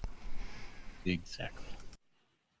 Again, a lot of these things, that argument is very relevant for the individuals involved in the argument. Those that feel the need to use an argument to attack somebody in a very cowardly manner, outside of any particular argument, any individuals that behave in that kind of way where they see a weak individual and kind of jump on it as a method of attack, I think that speaks volumes about you as an individual. It's as though we're speaking to people, but I'm glad I don't know who you're actually speaking to. I think it's a multi-directed. Donald Trump in it. We're talking about the way people are on about Donald Trump and on his back all the time. Orange man bad. Orange man good, you say? Or Orange man may be good, he may be bad. Who knows? Because I don't know Orange man. Brilliant. All right, moving on. We covered that. Moving on. So that's censorship. On to some more censorship. Oh, censorship. Yeah. You had one too, didn't you, John? That's where I was at. I did. You posted something. You posted my is Einstein a shitbag blog post to someone, and they came back and said almost every single video in that article that I painstakingly cut and pasted wasn't there anymore, and I clicked on it, and sure enough, yeah, I think 3 out of 4 of the videos that I had linked to in the article that still comes up at the top of every search engine. If you put in Einstein shitbag, you'll still get to my blog. But yeah, half the content's not there. So I thought, okay, I'll try and find it, because here's a tip for bloggers: if you are going to link to videos in your blog, then cut and paste the title of the video into the text of the blog, and then embed the video as well, so that you at least have the title. Otherwise, in months and months to come, you'll just come back to a grey screen and you'll have no title. You won't know what was there and what wasn't there. But at least on one of them I had the title that I'd cut and pasted in above it. And I think it was something like Einstein and the gravity myth, or it was, thinking about it, quite relevant. But I managed to get it in the Wayback Machine, which was off and on, and it was coming through as a JW player format, which was all new to me. And so I had to go away. Anyway, for about 2.5 hours it took me to try and finally get a copy of the one link at the bottom of the Einstein's a shitbag, or was Einstein a shitbag blog. So that one link's been restored. But yeah, there's a tip for people. If you're going to link to something, get a copy of it locally and call it the same name as you've given it the title in your blog or whatever, so that if this happens, and so 3 out of 4 of the YouTube video links in that document had been scrubbed, and you couldn't even look up what they were called. It's just censorship. Yeah, in the truest sense of the word. I mean, Crow was tweeting earlier this week about how when you do a Google search for just lunar waves, you get a shitload, and if you put his name and lunar waves, it drops it by hundreds of thousands of returns. Truly, and I tested it, and it's true. The censorship, I mean, if this isn't a wake up, like, oh shit, there's stuff I need to save on a hard drive and get it away from the internet, it is disappearing at a fucking ridiculous rate. Like this John stuff gone. No way to get, no way to find those videos. They're gone. Whoever the person that made the content may or may not go to the effort of putting it back up. I mean, this is only going to happen to us here at IRM so many times, and we're going to go bye-bye. So, their plan is working. They're definitely getting rid of Flat Earth on YouTube, but we talked about it, about making this a mass exodus. If we can find a freaking place to land, I think it's a brilliant idea. Well, Crow was talking about that as well, wasn't he? He was talking about, or was it Jaren?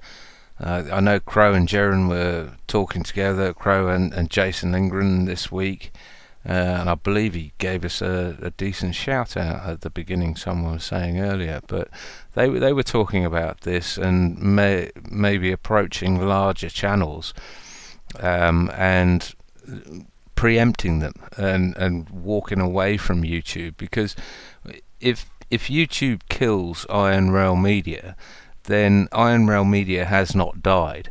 It's just died on YouTube. We will still be out there. We'll still be putting stuff out there. You just got to come and find us, and it might take a little onion or something, or a special password or hashtag to actually find where we are. But we're not going anywhere. YouTube can go screw themselves. We're simulcasting out of 3 places tonight and being recorded. That's going to go up on my BitChute. So yeah, screw you, YouTube. That's right. There was you kind of mentioned there, guys, there was something awesome, just totally mind-blowing. I've just posted it in chat, guys. If one of you can pull it up, it's from Sandra, P900 1000 cool pics. Is that It's the the drone? shots- It's the shots of the moon, guys. I had to go and put it on the big TV and make my wife watch it midway.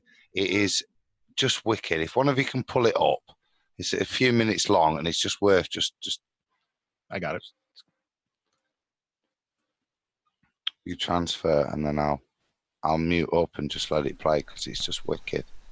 But yeah, if YouTube think that killing us or killing the IRM channel or my channel or anyone else's channel is going to somehow stop 5 or 6 of us getting together a couple of times a week and chatting, then they've got another thing coming, basically. Over to you, mate. Is there sound with this, Adam?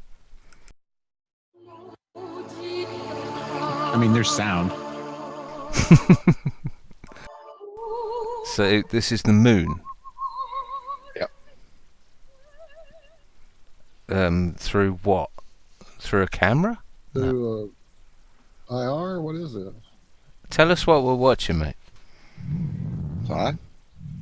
Sort of filters of time, obviously the exact nature I wouldn't want to speculate, but it's just the detail, and I was just absolutely blown away. I just thought it was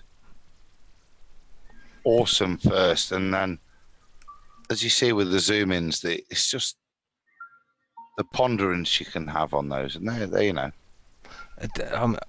I know you don't know what it is, but what's it claimed to be? This is the P900, or I think this is taken with the P1000. And a lens, a IR filter or something? Yeah, filters of whatever look, as you can see. That's amazing. Well, the moon's green, mate. You know, I'm not. I don't want to quote science. No, I see why you're. I don't know what exact specifics I assume, but the point is, it's bringing out the level of detail it's bringing out is amazing. Yeah, unbelievable. Did you say they're in chat?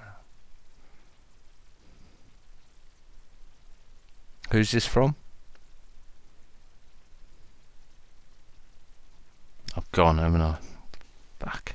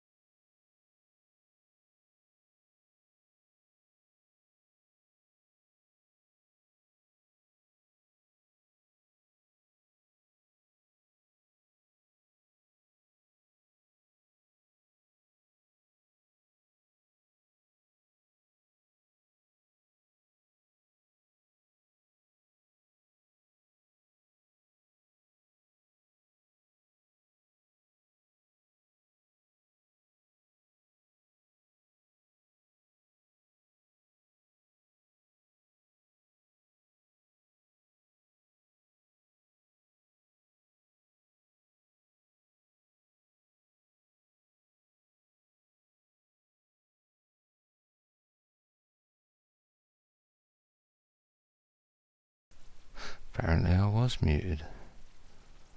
I was wittering for minutes and minutes there. So I'll mute again and leave you to it until we can connect.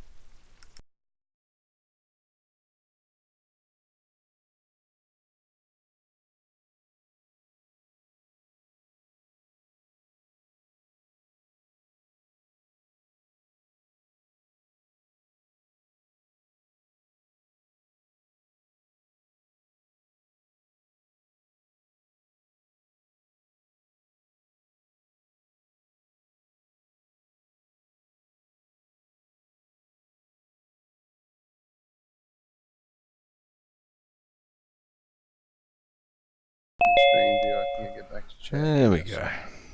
Jeez. Anyone hear me? Yeah. Ah, Hear you right. now. I died. Did everyone else die or just me? Nope. No, just you. Jolly good. Thank you, Vodafone. You are a bag of shit.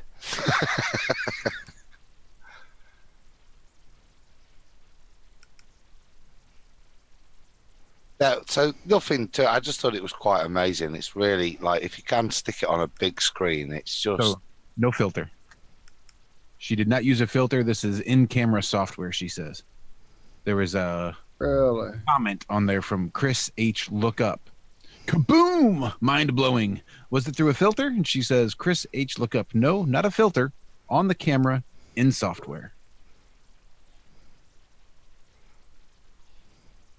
So how come everyone can't get that sort of resolution with their P900s? Is there something funky she's doing? It looked like what she may have done was in the post-production, enlarge the video itself. Okay, I've got you. And apply filters maybe, or... Well, what that is, that's all done in camera. So the way the moon looks is because of what the camera has done to the image. Those are, I guess, in-camera filters, sort of digital filters applied by the camera. But then wouldn't everyone with a P900 be able to recreate that? Can they not? I don't know. That's the first one I've seen. Well, I think that's what she's doing, is playing around, messing with the settings, seeing what happens when she does X, Y, and Z. Sorry, Adam? I was. My question, if she was there, was I was curious as to why the background was white. P1000. But that makes sense then. She's probably gone for like some ultra exposure. And if that's the case, then she's letting in as much light as possible. Hence, the background is totally saturated in white. Is the green color natural just from the camera's absorption, or is there anything she's done enhancement wise that's changed the coloration of the moon? Because that's pretty green. Can we put an example back up on screen? I'm still recovering from a bloody internet fart. You see red blue moons, don't you? And blue moons, it's easy, it's easy to see them. And I'm going to sound like Kermit. It's not easy being green. Do you know what I mean? Where does that? And there goes our next copyright strike. Who's playing that? Why can't I? That's me. I imagine that she's done that in post. I don't know that the P1000 zooms in that much. I think she just took the footage and has zoomed in on it with her video editing software. Is she in chat, did you say? She was, but apparently I don't not see at the her moment. now. We've all You kind can of do that, Josh, with your stuff 900. In terms of frame size, you lose image quality, obviously. But I think that's just maybe not that much. That's quite cool. And is this a new thing? Has anyone else seen anything like this? No, I've not seen anything like no, this. No, me. The only person I've ever seen that gets insanely crazy close-up footage that's even close to similar to that is that Leonard Walston channel. And there's a third name I just realized too. I'll find it. 1 second. I mean, there's serious depth in this, isn't there? But doesn't it make it feel smaller to you? It doesn't feel like a ball as described the size it is. It's the lack of detail. It's never ever felt like a ball the size they describe it or the distance they describe it to me. It's never felt that way. If I can sit here and see craters on the moon from where I'm standing, then it's not that far away. See, with that contrast though, they're like stains, aren't they? They're not like. Well, it's like a staining. It's almost like a colour dye, or it's like a cell, like a microscope zooming into a cell or something. It's so difficult. 1 second, guys. Shout out to Bobo. Thanks for that. I did get it and went and got the channel and put it in chat. Even as I got back, John said, John Leonard Walson is the channel that we're both talking about that does the amazing up close moon footage. Excellent. And in a way that I haven't seen reproduced. Well, is it similar to this? I'm not familiar with that channel. No, I'm sure I am I'm if gonna- I'd I'm gonna seen it. throw it at you here in chat. 1 second.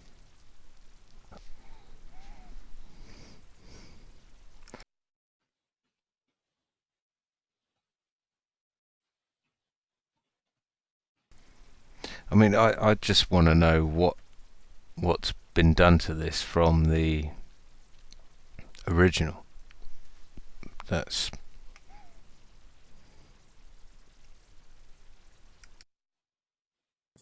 All right, I dropped the link to the John Leonard Walson channel here in this chat. I'll put it in Twitter for you, John.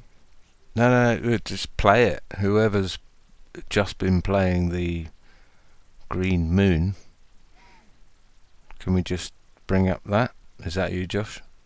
Yep. In the process. I just want to compare the two and see if they're sort of semi-similar. Fantastic footage, whatever it is.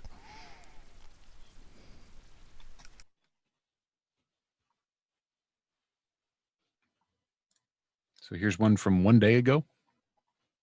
Hope we don't get struck for this.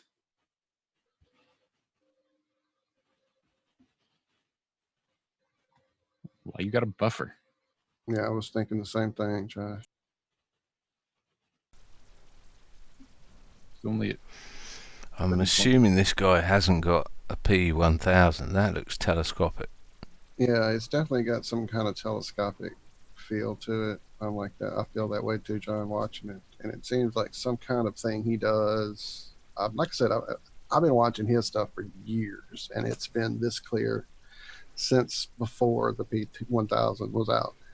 And how he's doing it, he may have said in some early videos. I've yet to figure it out. Wow.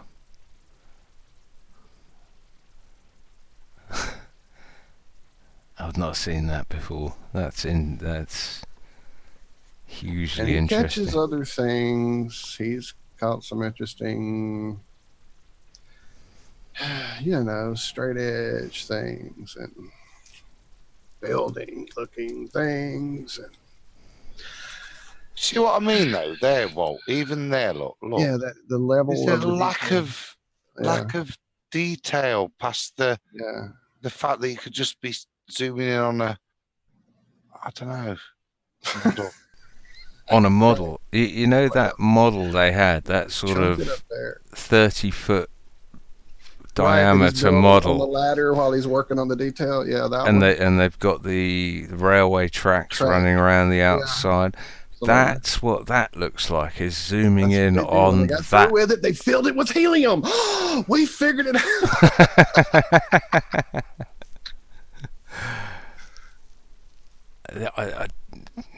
But that sounds, as though I'm doubting it. But UFO footage that John also has up there. No, I'm not doubting the imagery, John. I'm saying the better the quality, it doesn't render. Look. Do you see what I mean? It's just weird. yeah, it's always struck me as weird. Those look more like mushrooms than. Yeah, his channel is like, I used to see it sometimes back on Space, Taking Back Space, but I see it a lot more on Leonard's channel where that inversion thing happens. And suddenly, and I'm sure it's just a visual illusion, but suddenly all the craters become domes. It's really crazy. And it does happen a lot with his videos. That's why I think it has to be something to do with the light angle illusion that our eyes do. Like looking at the cube thing where it's a cube and then it's inside cube and it's an outside cube and you're looking in it and you're looking at it, that thing. Well, I'll tell you, I'd love to know if other people with P900s, P1000s can get the same sort of images as, I've forgotten who it was again that put that video in there. Remind me, someone. The one we were just looking at. Sandra. 100 cool pics. That's it. P900 cool pics. Yeah, I'd love to know if she could say how she did it, and then see other people getting this sort of clarity and this sort of depth of field of depth. It's just wow, amazing. Love it. It's good, isn't it? So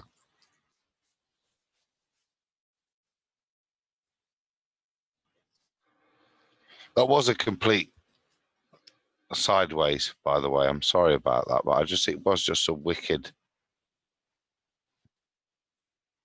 vid worth playing, weren't it? Yeah, absolutely. But let's not let it fizzle. Let's move on to the next subject.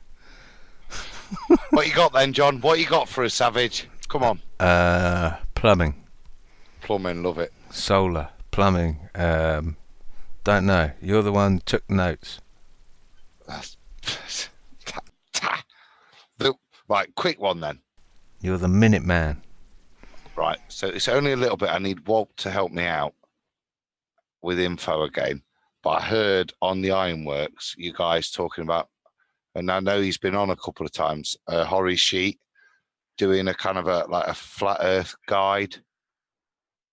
But that's all I kind of heard. I don't know if it's it's Flat Earth TV Guide. He was having some issues with it when he came on the show. He was working on kind of an update to it, and then I tuned in a few nights ago when he actually had Joshua Michael on, and he was in an interesting mood, saying he was kind of done with Flat Earth for a little while, and I'm sure it's a lot to do with his quest for monetization with the talents that he throws around just crazily on his show.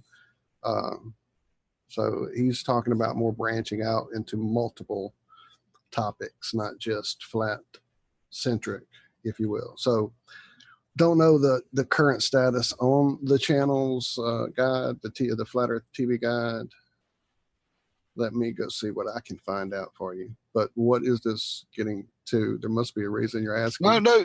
It was literally that. It was kind of the thought that there's like a TV guide for flat earthers, because like many of us, like TV is something long dead, other than putting it on for a bit of football, or something, a movie, or you know what I mean. It's not something actually I engage with. Hence the novelty of putting Sandra's YouTube thing on the TV. Come on, I'll set the TV up, and because I really want to see the quality of this, and it is worth doing. Honestly, it's wicked. It's like getting the projector out, isn't it? But hold on, Walt, you need to clarify. It sounded to me, and probably only to me, there that Horry Sheet was threatening to do a runner and walk away from it. That's wrong, no? He's got no Flat Earth TV Guide up, no new one for the last month. No, but he does a hell of a lot of other stuff. He's not talking about walking away from I don't think he's going anywhere. It's just going to be less flat centric. He's going to expand topics, trying to get more of a I mean, he was already making lots of changes to the basic structure as he's progressing, trying to get a more, again, trying to make a living with, I mean, this is what he was doing, I guess, as a living, this video type production. And like I said, he definitely brings it to a different level. Well, the thing is, once you realize, show before, so I'm sure it's all tied to that, and the fact that right now YouTube is fucking us in flat Earth left and right, so it's really hard to make any money. Is it not just a response that is, and I'm not decrying what he's done, but is it literally a response to that? Actually, that some of us out there actually do earn their living from YouTube, and what he needs to do is not be labeled as a flat Earth channel, but as that's kind divesting the topics he's doing so that he can't be labeled. Actually, it's a bit like saying don't be labeled as a Jew sympathizer, isn't it, really? Because if you were labeled as a Jew sympathizer, wedge sympathizer, then you know what I mean. It's that kind of concept, isn't it? And unfortunately, well, look, we're all talking about should be, should we get militant and leave? That serves no purpose. The reality is, it's not in that paradigm what we're talking about, but it is all about mitigating against YouTube's behavior. And if that means he has to phone people up and, I don't know, what's he going to do? Ball smack them?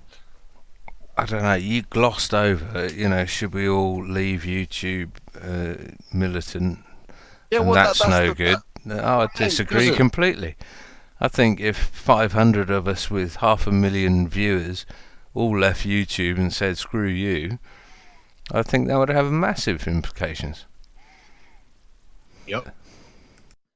If there was somewhere to go that was feasible, and I think the way that could be developed is what's happening now, a little bit like what we're doing, starting to diversify the formats. And actually, if one of them takes off, then maybe there is an opportunity. But at the moment, any action would be pointlessly futile. It would just be a statement from the individual. But if actually we all start to me, Adam, I see it as build it and they will come. I see it as if let's say, for example, a YouTuber that I listen to and didn't want to do without, if they decided to leave YouTube, then I would find them. And this is what I do with a lot of my podcasts, is I find them because they're not coming through on podcast catchers, or they're not in a centralized, censored area. So if someone disappeared off YouTube, then I would, and they were good, and I was interested in hearing them every week, I would miss them, and I would go and find them. And I think it's a case of build it and they will come. Well, that's what we've done with our whole history here, is do what we wanted to, the way we wanted to do it, build it, and they came. And we appreciate everybody that is here every week, and the shout outs we get and the love we feel, and you guys just don't know. For sure, it makes all this worthwhile. Interesting note, Racer FE in chat said, apparently Horace said he's not doing the FE guide anymore and put the code out there for somebody to take over if they want to. I don't know how recently he said that. Wasn't he on our show like last week? Yeah, talking about just updating it, and I thought so. Trying to add some layers to it. So maybe that has changed. Again, Horace had some ups and downs with this like the rest of us, and I've heard a few different changes come through that haven't actually settled and have become different things. On another note, Musicians for Truth in chat says, if you want to make money here on WedgeTube, you have to talk about shit like Pokemon and makeup. Now, I don't wear much makeup, as you see, it's pretty clean here, but I can show you some Pokemon real quick. I've got a nice little... What you got, Walt? Let me get my shinies out here. So, all right, so here we go. I've got do we see my shiny collection? All right, so these are all my shinies. Look at them. Oh, how do I get them out? Okay, so here they are. Snatch. These are shinies. Now, these are not regular Pokemon. These are the special shiny Pokemon. Oh, let me get in the center here. Okay, so yeah, these are shiny. Right, so what? Before you have to justify your Japanese witchcraft, right?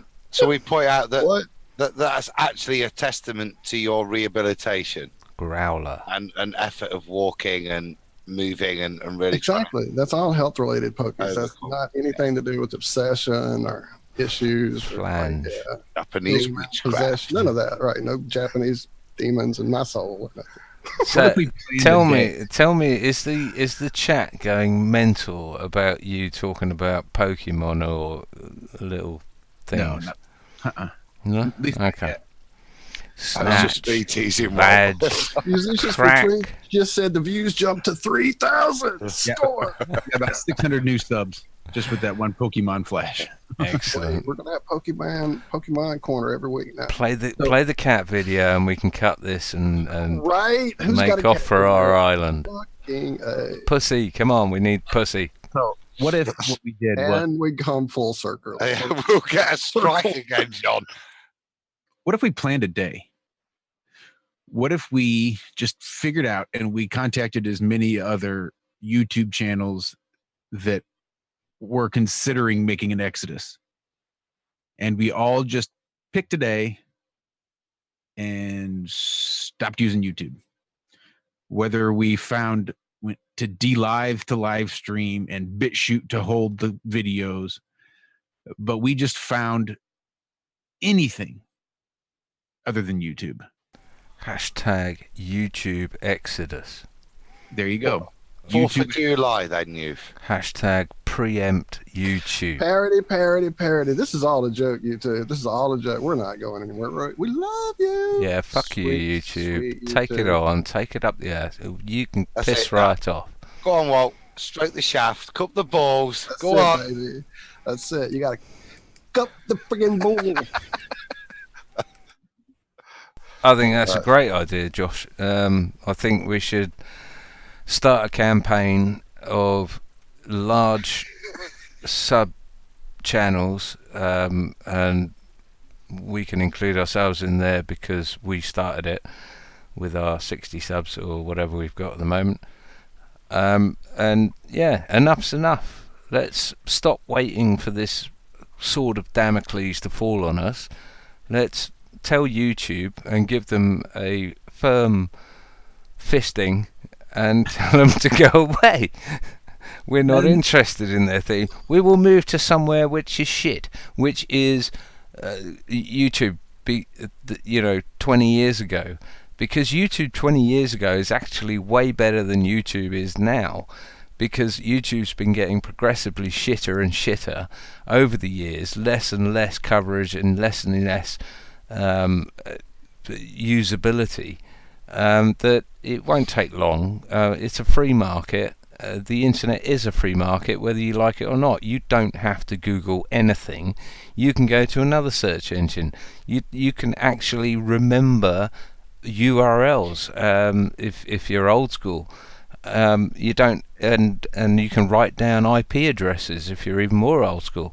But you don't have to use YouTube. You don't have to use Google. You don't have to use any of them. It's not so much the cupaholics. I'm sorry. Go ahead. I was just it's not the fond memories of how it used to be. I've got no problem with stuff slightly changing, but what's happened recently is that it's not an open forum anymore. What's certain topics are banned, certain topics are downgraded from some arbitrary reason. That these are things that are just not acceptable and are wholly Orwellian in their concept.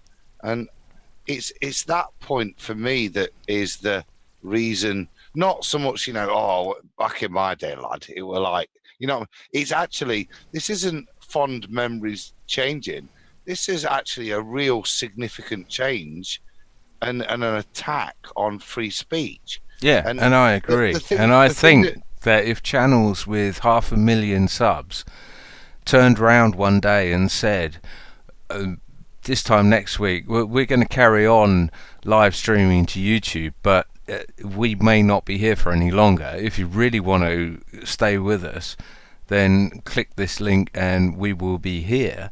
I think if enough channels with 500,000 subs or 250,000 or whatever, I mean, something, if Jeren with 185,000 subs turned round and said, sorry guys, I'm not doing YouTube anymore, but here's where you can find me, then guess what? That platform is going to get 100,000 new people signing up to it just to listen to Jeren. The other 80,000, weren't really listening anyway, and who cares about them? That's what Josh was saying, wasn't it? Because it's all right, individual action affects nothing, but if you can get community action, then actually there's a point. And I'll go back to what I said. It's all right saying that, and John Savage could be on this video, and I could be here, and IRM Realm there, etc. But until there's somewhere that's actually able for us to sensibly migrate to, And we've looked at loads of different things. There's that froggy little. There's a million ones that are popping up. But I think. But that's kicking the can down the road, Adam. The thing is, Well- we need to just jump on these platforms, multiple platforms, like we're doing tonight. We're streaming out over 3 different things, and it's being recorded, and that's going to go on YouTube and get mirrored over to BitChute. It's redundancy. This is the whole sort of ethos of IT management, is having redundancy. So yeah, you put it out over YouTube, but you make sure that YouTube isn't the only place that gets it. You make sure that it goes out. Yeah, it's a ball ache for now, until some intelligent computer engineer comes up with an app that says that you can put it out to one place and it'll automatically go out to 10, 15, 20 other places that you just list. You just tick them off. You say, yeah, it goes to DStream, it goes to BitChute, this, that, and the other. I mean, I've had an idea, John. Mm-hmm. WedgeTube. WedgeTube. Let's get. I've had a better idea. Let's get David Weiss on board with this and make that app where you can just put something out. Let's just say it goes straight from OBS to a central server or something. Oh, Restream, John. Restream.io. There you go. Tell us all about it, mate. Well, Restream will stream it to Periscope for Twitter, to Facebook, to Twitch, to YouTube, probably to BitChute. I mean, I know there's a bunch of them. It's pricey as shit because I've looked at it. But therein lies the problem. Yep. Yeah, we need David Weiss to put a free one out, and all the advertising can go through that. Absolutely, he'll be a trillion gazillionaire in no time. Dave, you know it makes sense. Well, look at how many times Skype updates. I think putting out one app that's gonna restream one broadcast 15 times in 15 different places under 15 different apps for free. Right. I think the free is what might bite you in the ass a little bit, and you find out why it's so expensive now for Restream is because I think the maintenance on that type of software is going to be ridiculous. That's where distributed software and hardware comes in. This is where everyone who agrees with this sort of platform agrees, like SETI, to dedicate a portion of their processor power and their hard drive space to this centralized vision of creating our own WedgeTube that is free from censorship and is lightning fast, and no one person can take it down or censor it. There you go. I'll shut up now. Now, catchy as fuck, in it, John. It's already got you in it, that name. Anyway, shall we move on? Can I move on? Because before I get a bit too silly, because it's getting late, I'm on in the morning. Probably on a much more serious topic, actually. Well, definitely. Not actually. So tomorrow I'm going to be on Roxanne Globalist Denier's Wide Awake Club in the morning. And there's Roxanne, Dolly Daydream, and Richard from 007 YouTube channel. Double spelt and then OH, and then I think the 7. Correct. Shout out that channel as well. Yeah. He's got a drone. He was showing me his drone this week. Of wicked. But yeah, so they kind of invited me on. That's their show, and they kind of invited me on because they'd watched Weed the People. I think it's a Netflix program. I've not watched it myself yet. But the crux of it is it's talking about the use of cannabis oil in the treatment of cancer, specifically in children, I think, in this, which... And I've got to say, there's no better person to talk about this than you, Adam, because you have personal experience of this, and you're a licensed pharmacist. Both are correct, sir. Yeah. Sorry, I didn't mean to sound like a infomercial. No, I was going to say the former being sadly, yeah. And that's kind of what came out of it actually. Before is this is quite a big topic, and we covered a fraction of what we wanted to go through. So tomorrow's I don't know how long it's going to be, an hour or so. Rox is getting hot on the editing suites and stuff, so I have no idea. But so you've already had the conversation? Yeah, she pre-records it and then it's put out Saturday morning.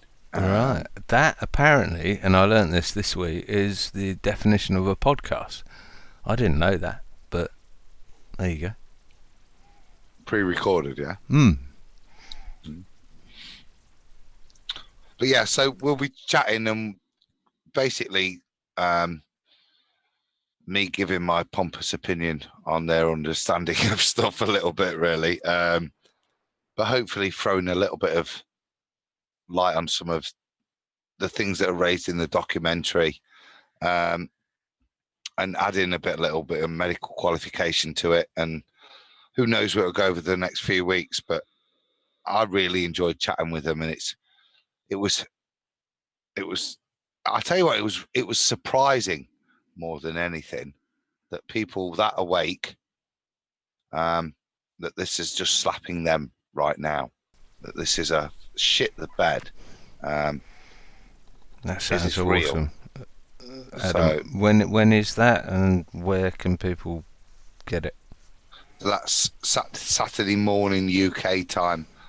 Now then, yeah, it's a god awful time. About 9:30, 10 o'clock is somewhere around there. I don't know. I think it's about 10 on the replay. I think it's about 10, something like that. And what's the channel? So Roxanne, Globalist Denier. Good stuff. Yeah, and that's Wide Awake Club. Yeah. Really good stuff. I don't know whether it'll be every week. You know. Did you keep it clean? Did you? Can I play it to my kids? I think I kept it pretty clean. I think Roxanne's editing will probably tidy me up. There was a mid chat break where it did descend a little bit, but I think that was edited out. So yeah, it should be all good, but probably worth a savage rating first, mate. Are your kids subscribed to IRM Media? They're not interested, mate. Their dad's part of it, you know what I mean? So they get enough exposure rather than listening to me. What they are exposed to is the knowledge that Dad helped Granddad. You know what I mean? That's the important thing that they're aware of, and what it was, and that it wasn't. Explain that, mate. Explain that for those who haven't heard. Okay, so a couple of years or more ago, my dad was diagnosed with prostate cancer, and being aware of the conventional treatments, I wasn't too optimistic of the outcome. And being aware of unconventional treatments, cannabis oil being one of them, you know, really, and something cannabis oil particularly that I researched before, because, you know, as a pharmacist, if you are current and up to date and live outside of the journals, you were aware of it. So it wasn't, maybe like I was saying to Rox, and that quite the revelation when the personal issue at hand raised itself. So how long ago was this, Adam? I'm trying to place it. It must be 2.5, 3 years ago when it first. I know it was around about the time. Well, it was after we met. Oh yeah, and I remember you announcing it, and it was. I mean, it just struck me to the core. It just took me. You know, your father's got cancer. It just took me. It's the last thing you want to hear, but. Yes, kick in the nuts. I don't want to steal any thunder from No, no, what no. you were discussing with Roxanne. No, but that's the reality of it. You're a qualified pharmacist. What do you do? What do you do? Do you go and buy illegal substance in this, to quote Ben Kenobi, God formation, kind of off you go because you've seen it on the internet. And it wasn't just that. I'd done a lot of other reading as well. And as with a lot of things, personal testimony is important. So, yeah, we set off, didn't we, and did what we did. Well, it's important. The middle bit's unimportant because that's personal. But what is important is at the end, Dad's now cancer-free, been told to piss off from the prostate clinic. No one understands why he doesn't have to urinate in the evening. Myself, it's quite amazing what happened, and it is. His dedication and removal from anything other than the program. I love him was your dad offered, the usual path, the Macmillan path, and yeah, okay. So I think I raised this a little bit, and this is the truth warrior kick you in the nuts moment, isn't it? When reality bites, and for all you've read and because you've seen it and read it, you've got to make decisions. And they weren't my decisions to make, but Dad decided that he would have the the hormone treatment, which the testosterone blocking treatment, which is a cancer growth inhibitor. Is that commonly known as something else? Yeah, it's known as things like Prostat, Goserelin, Zoladex is probably more familiar to the Americans, I think. But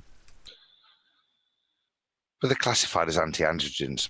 And their purpose is to like I say, to slow the rate of any cancerous growth.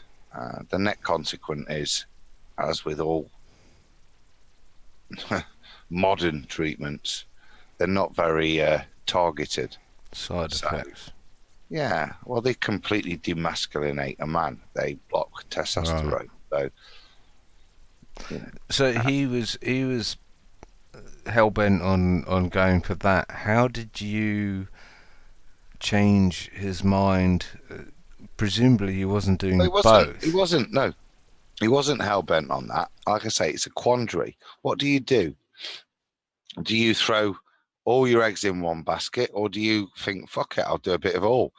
And that's exactly what it was. And I didn't have the experience that I would say today, particularly with other people as well, that I would suggest a little more strongly to maybe just have a little bit of faith first of all. But the thing with all of these things, and it reminds me of when we interviewed I hated that when when someone's name was in your head and then goes Alan. Yeah, welcome to my world. Yeah, I know. I've got to take the savages. Savages. You nailed it, though. That's it. That's who it was. Alan Park, yeah? Yep. Yeah. As he said, he left his waiting room and he was told, off you go to die, son. And he started his treatments, not their treatments, straight away. And we kind of did the same with Dad. So there was a good bit of heart when the kind of marker levels that even before he'd had this injection had suddenly reduced by quite a significant amount. And more importantly, before I went away, and before he did have one chemo injection, one of many planned, I'll hasten to add, whilst I was away. But before he went away, he was talking about,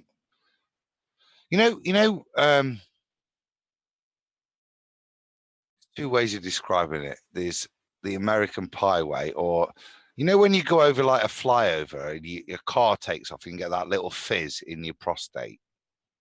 That's the kind of the way he described it to me. He said, for 2 nights, I'd lay there in bed and I had this fizzing sensation, like something was growing or just something was awakening, growing, whatever.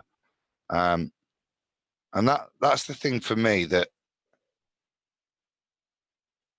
it kind of fixed him in other ways as well, which needs so much more research. But for someone his age, that, like I've always said, to have better urinary continence than me, the cancer cure was one thing, but it really does go to show that the additional, it wasn't just cutting the cancer out, the systems healed themselves, and that is the amazing thing for me, and what really does require so much proper work in the future, proper real energy that's expended in big pharma to expend that 0.1% would yield amazing results for people. But let's not play this down, though, Adam. I know you're playing it down. You cured your dad of cancer. That's just incredible, and hats off to you for being able to do that and being able to convince your dad. I mean, I could cure, well, there are people I know that I could cure of their ailments, but they just don't listen to me. So hats off to you for doing that. But yeah, there is so much more research to be done in this topic, surely. It's not even recognised by huge cancer charities, legislation, governments. I mean, it's just ridiculous. I did, mate, and so can anyone, and that's the important thing. Just over a year ago, my best mate, his mum, my business partner, she was diagnosed with a different type of esophageal and some of the lymph nodes cancer. And they went through the same thing. And the first thing is to happen is, shit, Ad, get up here. And the same thing happened. And again, a qualified pharmacist. And I'm happy to say that a year and a bit after being given 10 months to live, she's rocking hard now. That's brilliant. That's awesome news. Yeah, amazing. She's been dismissed from any future treatments. There's no, they'll see her next year. I hate to I've say got the it. statements of the reduction in the tumour size over this year from the proper hospital report. See, with my dad's stuff, there was no detail. This was done privately with great detail and reports given to my mate's family, and the level of detail we've got is amazing. Now, there is additional nutritional stuff that we started to do there as well. But again, Such as a hell of a lot of whole food and basic supplementary in both protein, because I won't go into the details of the products and stuff, but more maybe just the fundamentals. What's kind of happening is we're asking their cells to self-analyze and either kill themselves or rebuild themselves, and that's kind of being stimulated within the body. And what's important during this time is that if you're going to rebuild yourself, you've got decent stuff to rebuild yourself with, and therefore nutrition is crucial.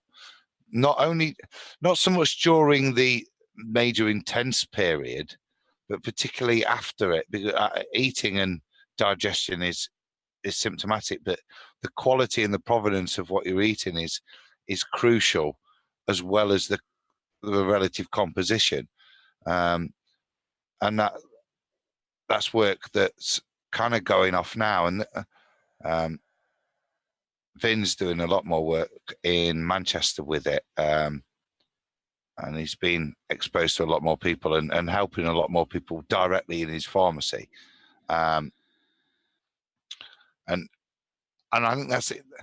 We're not unique in this, and this is something that's snowballing now. And I think the documentary talks about other, I think the doctors, other clinicians that are all starting to look at it. And like I said, if we give just 0.1% of what's expended in big pharma, we will cure cancer within the week.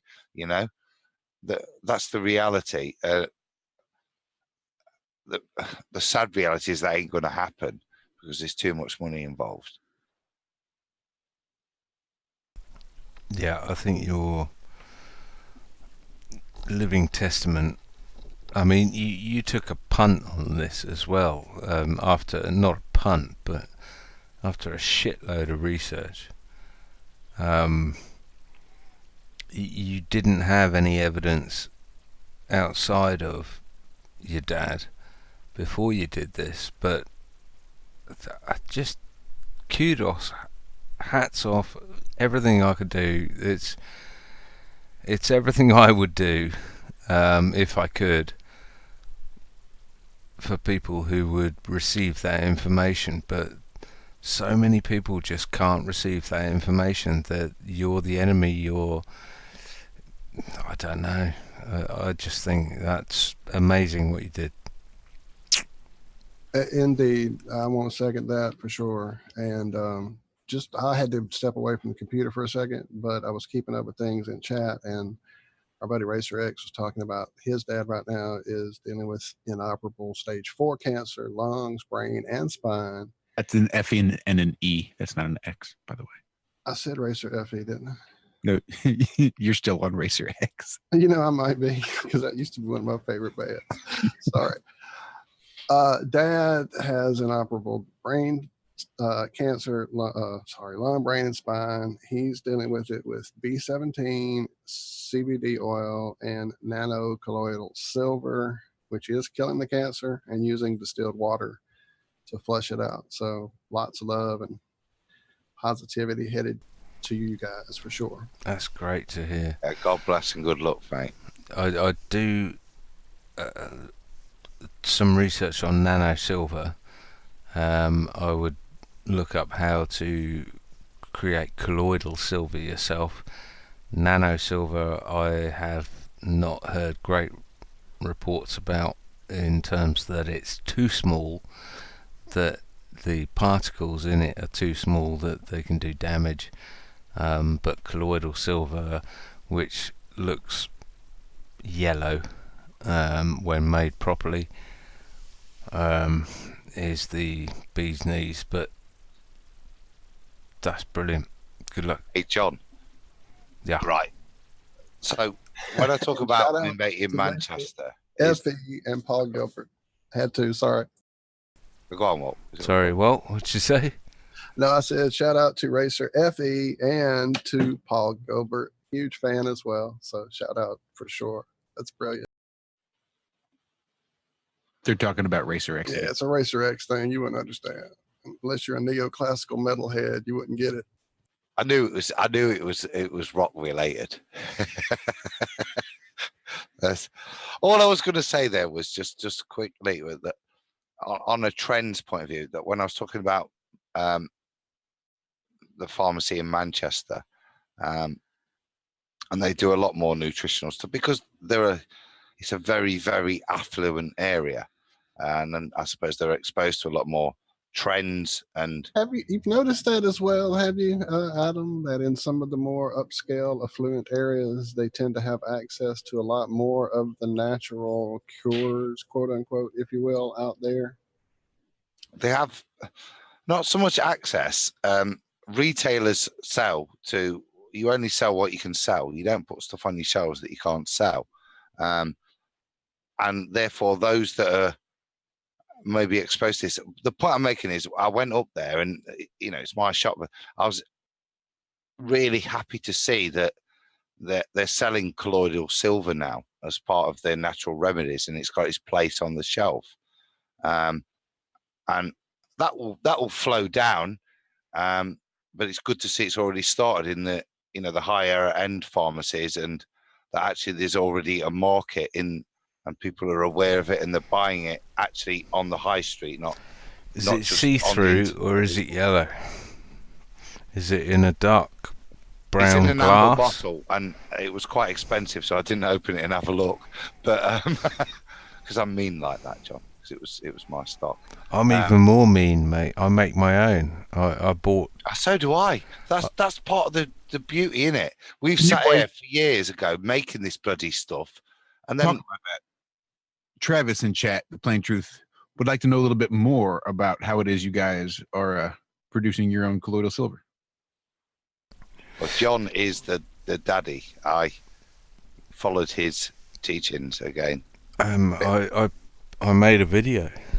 I was looking for you to ask that very question, John. Didn't you make a video on that very topic? I did. If I could remember my YouTube channel or what the video was called. As well, it's saved on my front page. That's how I find you. I can never type you in. Never, truly, since day one, I've never been able to find your channel. If I had not saved it as a recommended channel on my homepage, I probably would never be able to look at your channel. It's exclusive. Don't worry. That's it. You got to be right. You got to be in the club. Who was asking, Adam? Josh, was it Travis? Josh, did you say? Yeah, Travis. I mean, I'd go through some core basics. You can make your own. Yeah, absolutely. The kind of junkyard way is to get not vibrator batteries. The next size up. That you have in your big tracks. From the really big chunky batteries. Get 4 of them, stick them together, and gaffer tape them together, and use that as your power source. I would say don't use batteries. Well, I'm saying junkyard way. Yeah, junkyard way. You get yourself a power connector or whatever for a laptop or something along those lines. If you go for batteries, I've done this with 9-volt batteries where you daisy chain them, and I think it's 5 9-volt batteries, which in this day and age is not bloody cheap, and they literally will do 2 rounds if you're lucky. Best bet is to get something like a laptop power supply or a PlayStation power supply or something along those lines. It's about 12 volts, about 1 amp, and to use that. But yep, carry on, Adam. Well, no, that's exactly. We did that, didn't we? And then I ended up buying off. I think it was off Wish, weren't it? One of those lab variable transformers, so that we could vary the ampage, the voltage, etc., and for me to piss around for a bit. Yeah, you went all posh. I did, didn't I?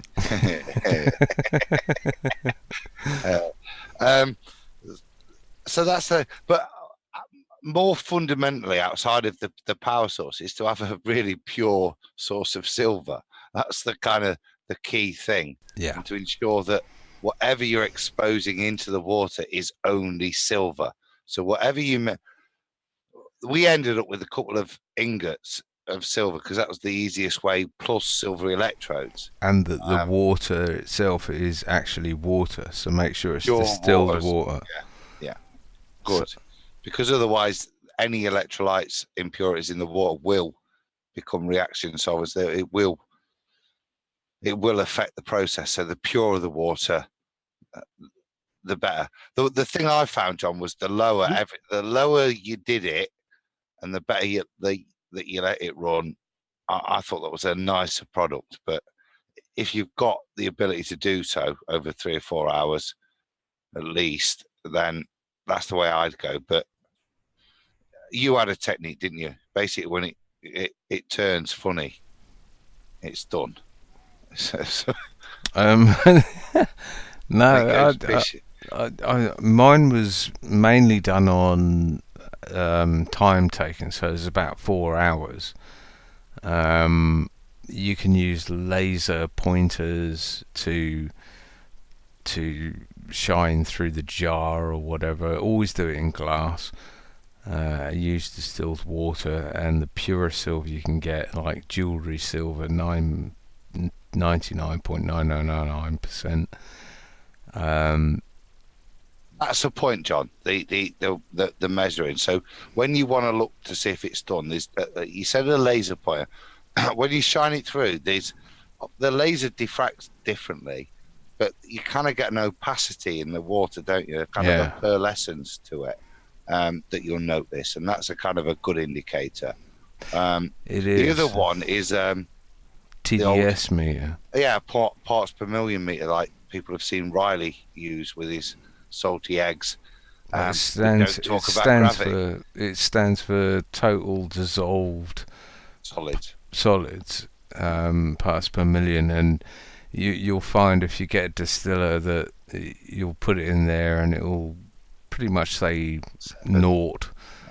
Well, naught, or it should say naught, but it can say up to 3. Who knows? But you can put that in your distilled water with your electrolysis and your silver and your power supply, etc., etc. And when it gets to about 18 or 20 or 15, you take it out. Considering the most potent stuff you'll get in the shop that is clear, so I think it's probably nano, then it is about 10 parts per million. You can quite easily produce 20 parts per million on your own with a minimal setup. I mean, you're talking $20 setup, and a bottle of this in the shop will cost you $20 easily, if not more. Yeah, so you never know what they're actually putting in those bottles. Exactly. So this way, you know what you're putting in, you know how you're putting in. Experiment with it. You know, there's no hard and fast way of doing it. Your wires might be thinner than mine, they might be thicker than mine. There's no hard and there's a lot of great information going through chat right now with everybody else's history and different experiences with colloidal and some thanks everybody for that. Have you guys heard of this inhaler for silver? I had not. I'm shocked because I know a lot about the respiratory health out there, but I did not know they made such a thing. I've not heard of that one, but yeah, just one bit. What one tip I found is that the purpose of what you're trying to do here with the electrolysis is to liberate silver atoms, and as small as possible. You're never going to get one liberated, but you're going to hopefully liberate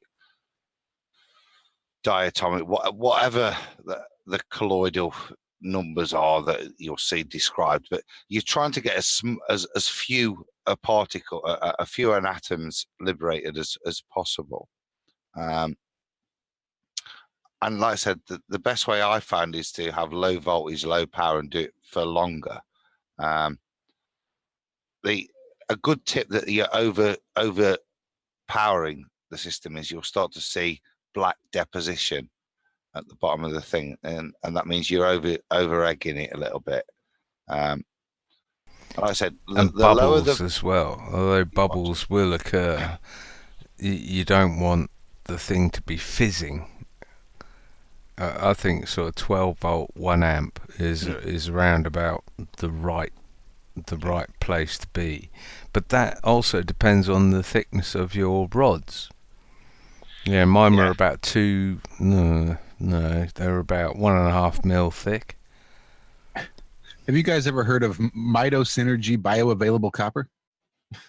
Yeah. Have you never heard it before? It's just fun to say. Say, do it again, just do it again. That's Mito Synergy bioavailable copper. That's good, doesn't it? So, John, explain what the hell is Mito Synergy bioavailable copper? Well, go on, let's look it up. It can't be that hard. It's basically making it's basically making copper bioavailable to the body. Well, I get bioavailable copper. Okay, let's focus more on the Mito Synergy. What the fuck is Mito Synergy, John? It can go through cells. No, I'm pulling it out of my arse here. I don't know. I'm thinking you're throwing around a brand name for what I'm saying here on the link. That would make sense. But it sounds like what is it? That stuff Yeah, I used to definitely make brand. with vitamin C. It's bound with niacin, a vitamin B compound, so that's to increase, I assume, absorption both systemically and central nervously as well. It's the product with. Yes, it's their patented. It's just like, copper come on. niacin, Cuner Moosper.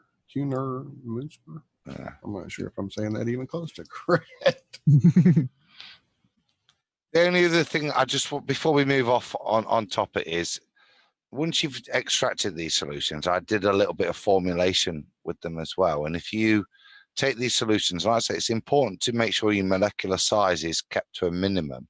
And once you've achieved that, you can then concentrate them a little bit. So by so kind of evaporating off some of the water. Once you've done that, you've then got something you can then compound into other medicaments, so turn it into ointments, creams, eye drops, etc. And that makes it become very useful on a homely remedy basis as well. And it's very, very easy because you're only basically sticking water into whatever you're compounding it with. So it's a very, very easy substance to, I say, make some very basic homely remedies with as well. Oh, I'd just say in direct sort of contradiction to what I was saying earlier is that the size of the molecule that you're splitting off is quite key, because I've heard the nano stuff is dangerous, and the stuff you could make at home, like the colloidal stuff, is not dangerous. So I don't know. Yeah, I don't know either. I don't. I am looking at the nano colloidal silver inhaler at the moment and trying to do some research on my own about that. So Did you see that? Silverlungs.com? I did, Mr. Not getting paid on all these promotions. And what reminded me of what you were saying earlier was liposomal. When you make something liposomal, when you encase it in fat so that it can get through the stomach acids, and then it's more bioavailable in the body because it's come through the other side with the protective casing of fat. So I used to make liposomal, I don't even know if I'm saying it, liposomal, yeah, vitamin C, because when you take a vitamin C tablet, so they say, most of the vitamin C is destroyed by the acid in your stomach. So what this does is coat it in fat, so that it can survive the stomach and get through to the rest of the body and be more bioavailable. But that was the question, wasn't it? Something about bioavailable copper, and it sounded to me like either doing the electrolysis with copper. No, you're spot on, John. I said it was niacin, and niacin's like a big, long carbon chain molecule, which is fatty, put simply in description. So by compounding a niacin salt with copper, what you end up doing is allowing it to freely flow, allow for rapid absorption because of the fatty molecule through the gastric mucosa, which then liberates it and gives that free copper once it then gets into a more aqueous solution, where the niacin copper compound liberates into a, like I say, a niacin and then copper in solution, a separate salt. If you say so, mate. You're right. The point is what you're saying is you're right. Spot on with your liposomal, which are more hippie words. Yeah, liposomals are ways of like describing for. It's a bit the Jennifer Aniston. Here comes the science. So we got liposomals, which are going to carry these things in little new futuristic space pods through your gut. Liposomal. I'm sure that's probably Latin. I'm sure lipo and somal equate to something Yeah, they do, but like I say, it's a concept again, isn't it? That you're being given. What was it? Yes, science. Etymology. I'm stopping, Josh. Etymology of words, yeah. No, interesting stuff.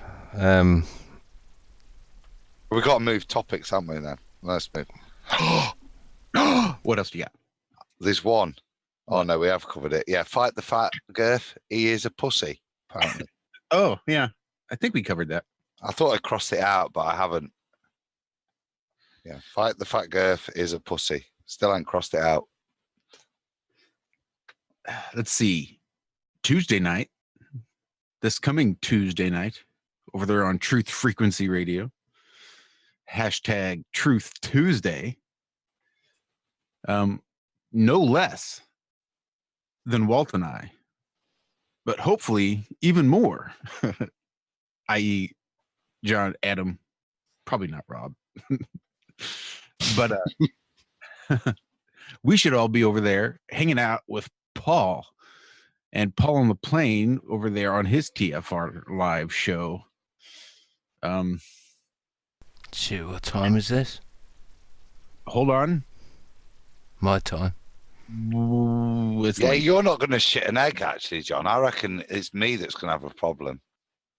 Yeah, it's 3 a.m. for you guys. Yeah, don't even feel necessarily obligated, Adam. That's a little ridiculous. Paul actually sent that message to me for you guys that do not feel obligated. He would love to have you, but 3 a.m., that's nuts, or something like cray-cray, I think is what he said, actually. That's Who cray-cray. in the hell wants to get up at 3 a.m. to do a show on TFR is all I'm saying. No one's going to get up. No one's going to get up. It's just not going to bed. 3 a.m. is perfectly feasible. What day? I knew John would be all right with that. He's Finally still all get right, John isn't it? on the show with us, and it's not even our show. That's Wednesday morning. Wednesday morning, John, for you. Early Wednesday morning, late Tuesday night. 3. What was that? Well, what time's your show?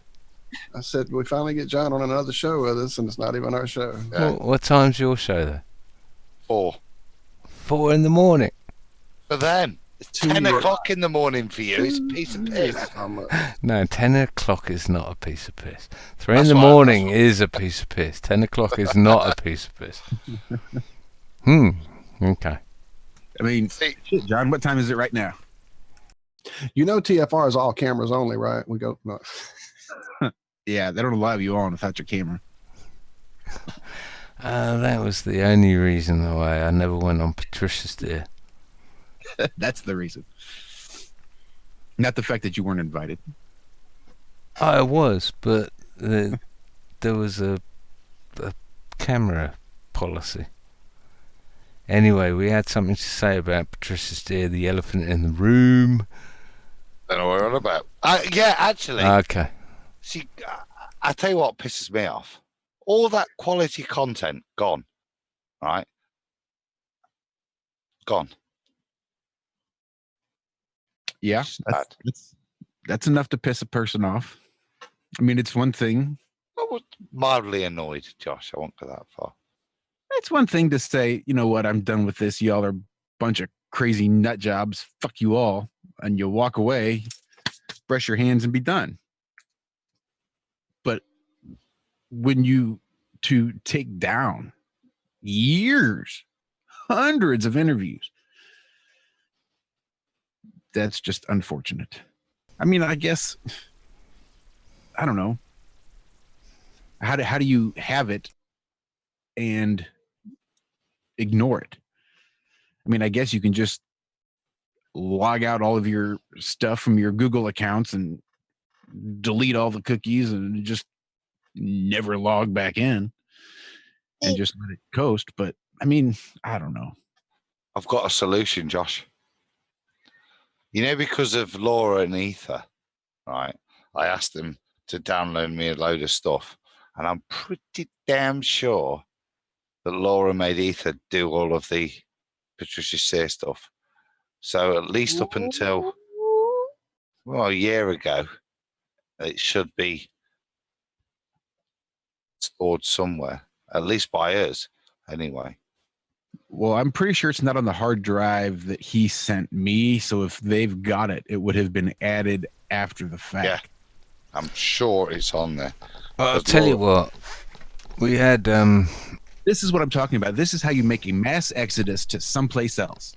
You take all these videos from people that have abandoned, people that have lost, people that lost their channels, people that don't give a shit, people that want you to take their shit and mirror it, people that say, hey, help us make this mass exodus from YouTube. And these are the videos you put out on other fucking platforms. The kind that YouTube says no, but that people want, put them out there. Advertise that shit on here. Make a YouTube channel just to advertise your shit on other platforms, because apparently they'll delete your channels if you link in the description to sites outside of YouTube, which I thought was a little effing crazy. I forget where it is I heard that. But yeah, apparently if you put a link in the description to somebody that goes outside of YouTube, YouTube will delete your channel, or at least has the authority, they say. That is one of the terms of service that would violate, that would mean that they could take your channel down.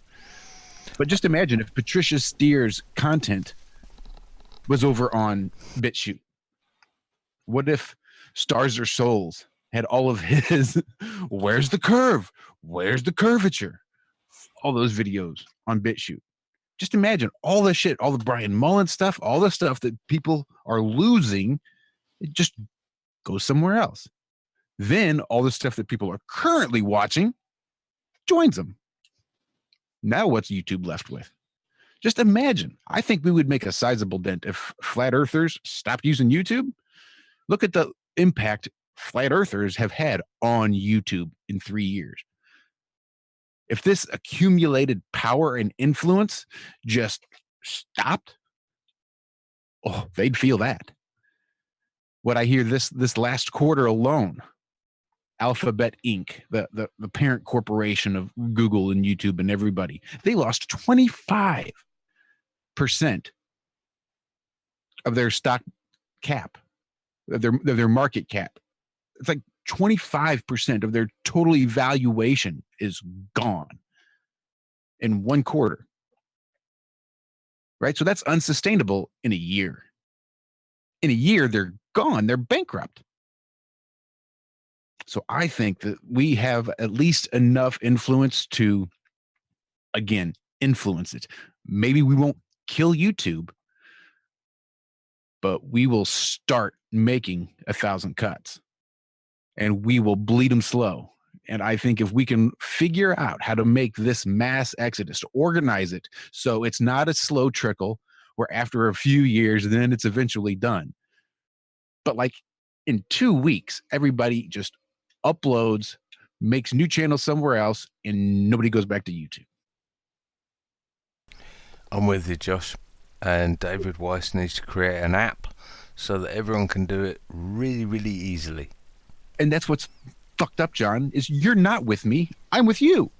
2 weeks ago, we were arguing about this because I thought that was the stupidest fucking idea I'd ever heard of. Well, I didn't want to say.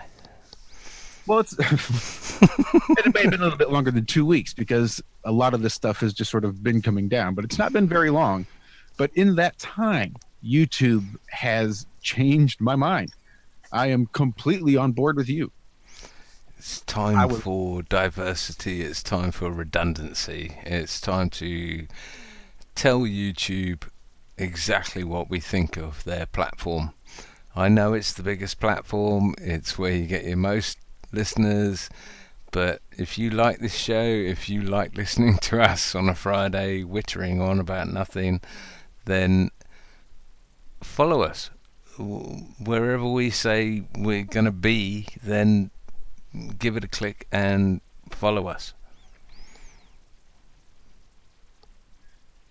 I think that's, for me, it I know I'm being a bit pessimistic, but it's about lots of people doing that, and then the probability statistic of whichever platform is predominant, just like YouTube came out back in the day, that then whatever platform you're then with is trying to support the next platform to stick it in the eye of YouTube. Because look, we've we've kind of said there how pissed off we are with them, but why are we pissed off with them? We're pissed off with them because they're censoring the truth, yeah, with their deregulating us at the end of our videos, giving. It's a bit like at the bottom of a fag packet, you know. This you get a YouTube now correcting you. Have you noticed, guys? Right, it's doing my head in at work. Right, I've not turned off autoplay. Okay, so whatever I'm listening to finishes, all that comes on, right, is Vsauce all the time. So you think the Earth could be flat? Shit, yeah. It's constant. So they're doing this now. There's a reason. It's not just to piss us off because we're whatever many minutiae of a percentage of the world we are, apparently by their figures. Yeah, they're doing all this time and effort because there's something behind it, or they wouldn't be bothering to do it. It's quite clear. Let them keep falling apart. That's the beauty of it. And if there is a medium to migrate to that the masses have the power to then do, and via the populace actually exhibit a bit of voice of the people, that would be amazing. But I don't think it's necessarily required, because look at the extraordinary measures YouTube are going to stop the will of the people. And as has been mentioned in chat, they are already cutting their own revenue sources by getting rid of these channels. They obviously don't give a shit. And you know, it's not just the Vsauce ad nauseum as well. Someone asked, I saw this in my own feed on a night I fell asleep with autoplay on, and somebody shared a tweet. It might have been you, Josh. I can't remember who shared the tweet about someone saying that very thing. When they go to sleep, their autoplay feeds them endless UFO, alien shit. That's what they're getting fed through their YouTube on their. So obviously, yeah, but it's changed, Walt, recently. Yeah, the links I used to have had would be Martin Neat Kid keep popping up, and have loads of them, and there'd be the odd obscure link. But literally, it's Vsauce after Vsauce after Vsauce.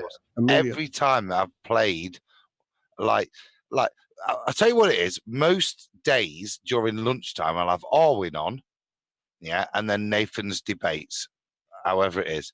And when they finish, literally every time they finish, it'll be something along. It's not like Red's rhetoric or anything like that. It's totally, here's the mainstream, and it'll do me head in because I'll have to keep going over to the and find something else to listen to. Whereas in the past, it would have just linked to something other that I might not have listened to or was half listening to before, but it is just noticeable. Like I said, but that doesn't. It does piss me off, but it makes me smile more because there's a reason they're doing it, and that's because we're winning. On that note, Adam, and I agree with you that we are winning. It's 1:30 here in the UK, and I'm going to do one. It was lovely to be back on the show, chatting with you guys. I'm glad you're back, John. Can't beat it. Can't beat it at all. Shame Rob couldn't stay on the call. I think that hangover kicked in more than he was making out, you know. Little hair of the dog. He just wanted to go get drunk. And it was his mom. Be nice. Is he on the big telephone, isn't he? Hello! I believe she was actually coming over. Is what I saw him leave a note somewhere. It may have been in Twitter. I'm not sure where I saw it. Yeah, that's usually where he drops his show notes in Twitter. So I'm guessing that's where I saw it. But anyway, shout out Rob and Mom. Either way, this was a quality show. I enjoyed that. What are we knocking up on? 253. Absolutely. And everyone in chat with all the information shared back and forth. We love you all. Thank you all for all of that. And what's going on with chat? Just because you know I'm chatophobic. So many things, John. I couldn't start. We'd be 2 more hours. Go on. Pick a Chuck topic. we a few rolled, things and out they there. were nailing it in all kinds of ways and adding their spin to it. And other topics we weren't even covering, they were all over that as well. And They were on colloidal gold. yeah, Oh, wow. gold, Yeah. Ormus, Ormus. all kinds of good stuff. Ormus. Well, are we done anyway then? Because I've No, only got one bit to cover. Probably. No, you're not done. Only I'm done. I'm just Yeah, saying but you I'm do done. this all every week, and then we end up leaving just because you've got it, and then you pop back for a bit. And It's already 3 hours. Yeah, we're there. You see, it was good timing. Well, I reckon I've just got one bit to say, and that's a little bit of advice for Nathan Oakley. Now, it's come out this week. It was mentioned on TFR, actually. Apparently, Ball Busters is now his top-rated show. So the only bit of advice, I want him to improve, and all I can suggest is more iron, bruv. More iron. Always helpful. That's right. But yeah, I've been enjoying it, guys. I'm not sure what's going off tomorrow. There's been a bit of subterfuge. I'll find out tomorrow mid-afternoon, I assume, in what's called the Arwinian briefing, which is basically shut your fucking mouth while John Stunger talks. But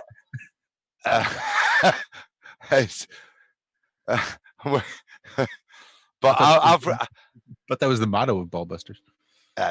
Well, there is. I really enjoy it because I tell you what. People have the criticism for John, but in terms of detail of knowledge of specific information, he's second to none in his field, and I really enjoy picking up little tidbits. It's probably more off air. I've got less chance of getting absolutely savaged if I question him. But it's really. I've really enjoyed doing it. I don't know I don't know what's coming up this week, but look forward to it, and we'll see where it takes us. Well, it should be good. They are terribly entertaining. It's I don't know. It's like watching a car wreck. I think I can't not watch it. It's not necessarily something I'd want to participate in, but I sure enjoy watching it. Yeah, I just wouldn't want to be on the receiving end between Nathan and John. What are you going to do? End up looking like the rumpus. Oh, that's never good.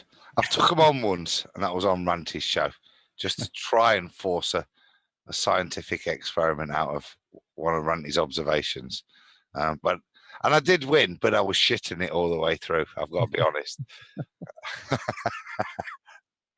But that's the point, isn't it?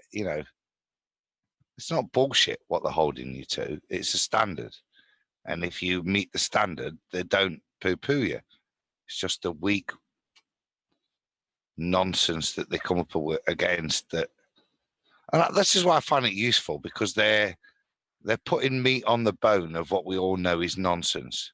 But it does equip you at least to, in their language, take apart the nonsense that you're being fed. So kind of why I enjoy it. It is a bit detailed at times, but I look forward to tonight in my book. All right. Walter, you got anything? Nah, it's late. Let's get this thing done. It's been 3 hours. That's plenty for everybody to digest and come back to enjoy later. Thank everybody that's in chat with us. Shout out to Joshua, Michael from this morning. Thank you so much. And hopefully we'll get you over here to hang out one afternoon with us, my friend. Yeah, shout out to Travis there in chat too. We mentioned we're going to be on Paul and the Plane show on TFR this Tuesday. True. Very soon, in the not too distant future. The plan is for us to be over there with Travis and hang out with Travis for a little bit sometime one of these mornings, because I think that's what works best for everybody these days. So yeah, we may be making the rounds here pretty soon, if there's any Flat Earth channels left. But I'm telling you, YouTube Exodus, hashtag YTE. You got to figure out something that's going to be YouTube friendly. Parody. This is only a parody statement, and in no way are we implying that anyone should ever leave this amazing platform full of love and. Not until we stay. Not until we figure out a date. Once we get a solid date confirmed, then we'll. No, I say fuck YouTube. Fuck you, fucking. No, John. I would hate to have a YouTube channel not on YouTube. I'd love to have other channels not associated with YouTube, but there's nothing wrong with YouTube other than its fascist control mechanisms. I slipped, didn't I? I was trying to be good, and then Nothing wrong with YouTube. When I write an article linking 4 YouTube videos in it, and I go back a couple of years later and 3 of them don't actually work anymore. Yeah, nothing wrong with YouTube. Fuck YouTube. The sooner we get off here, the better. Damn right. Sorry, I said goodbye, didn't I? Good night. Night, John. We love you. You have yourself a great rest of your weekend. There, I had to get that in there.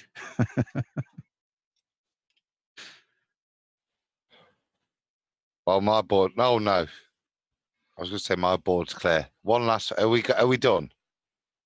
We could probably throw some music on before we get out, but other than that, I guess we're done. Yeah. Just one last bit. Then. Hear a little bit of iron. A little tune, and number 2 on the board. Apparently, Fight the Fat Girth is a pussy.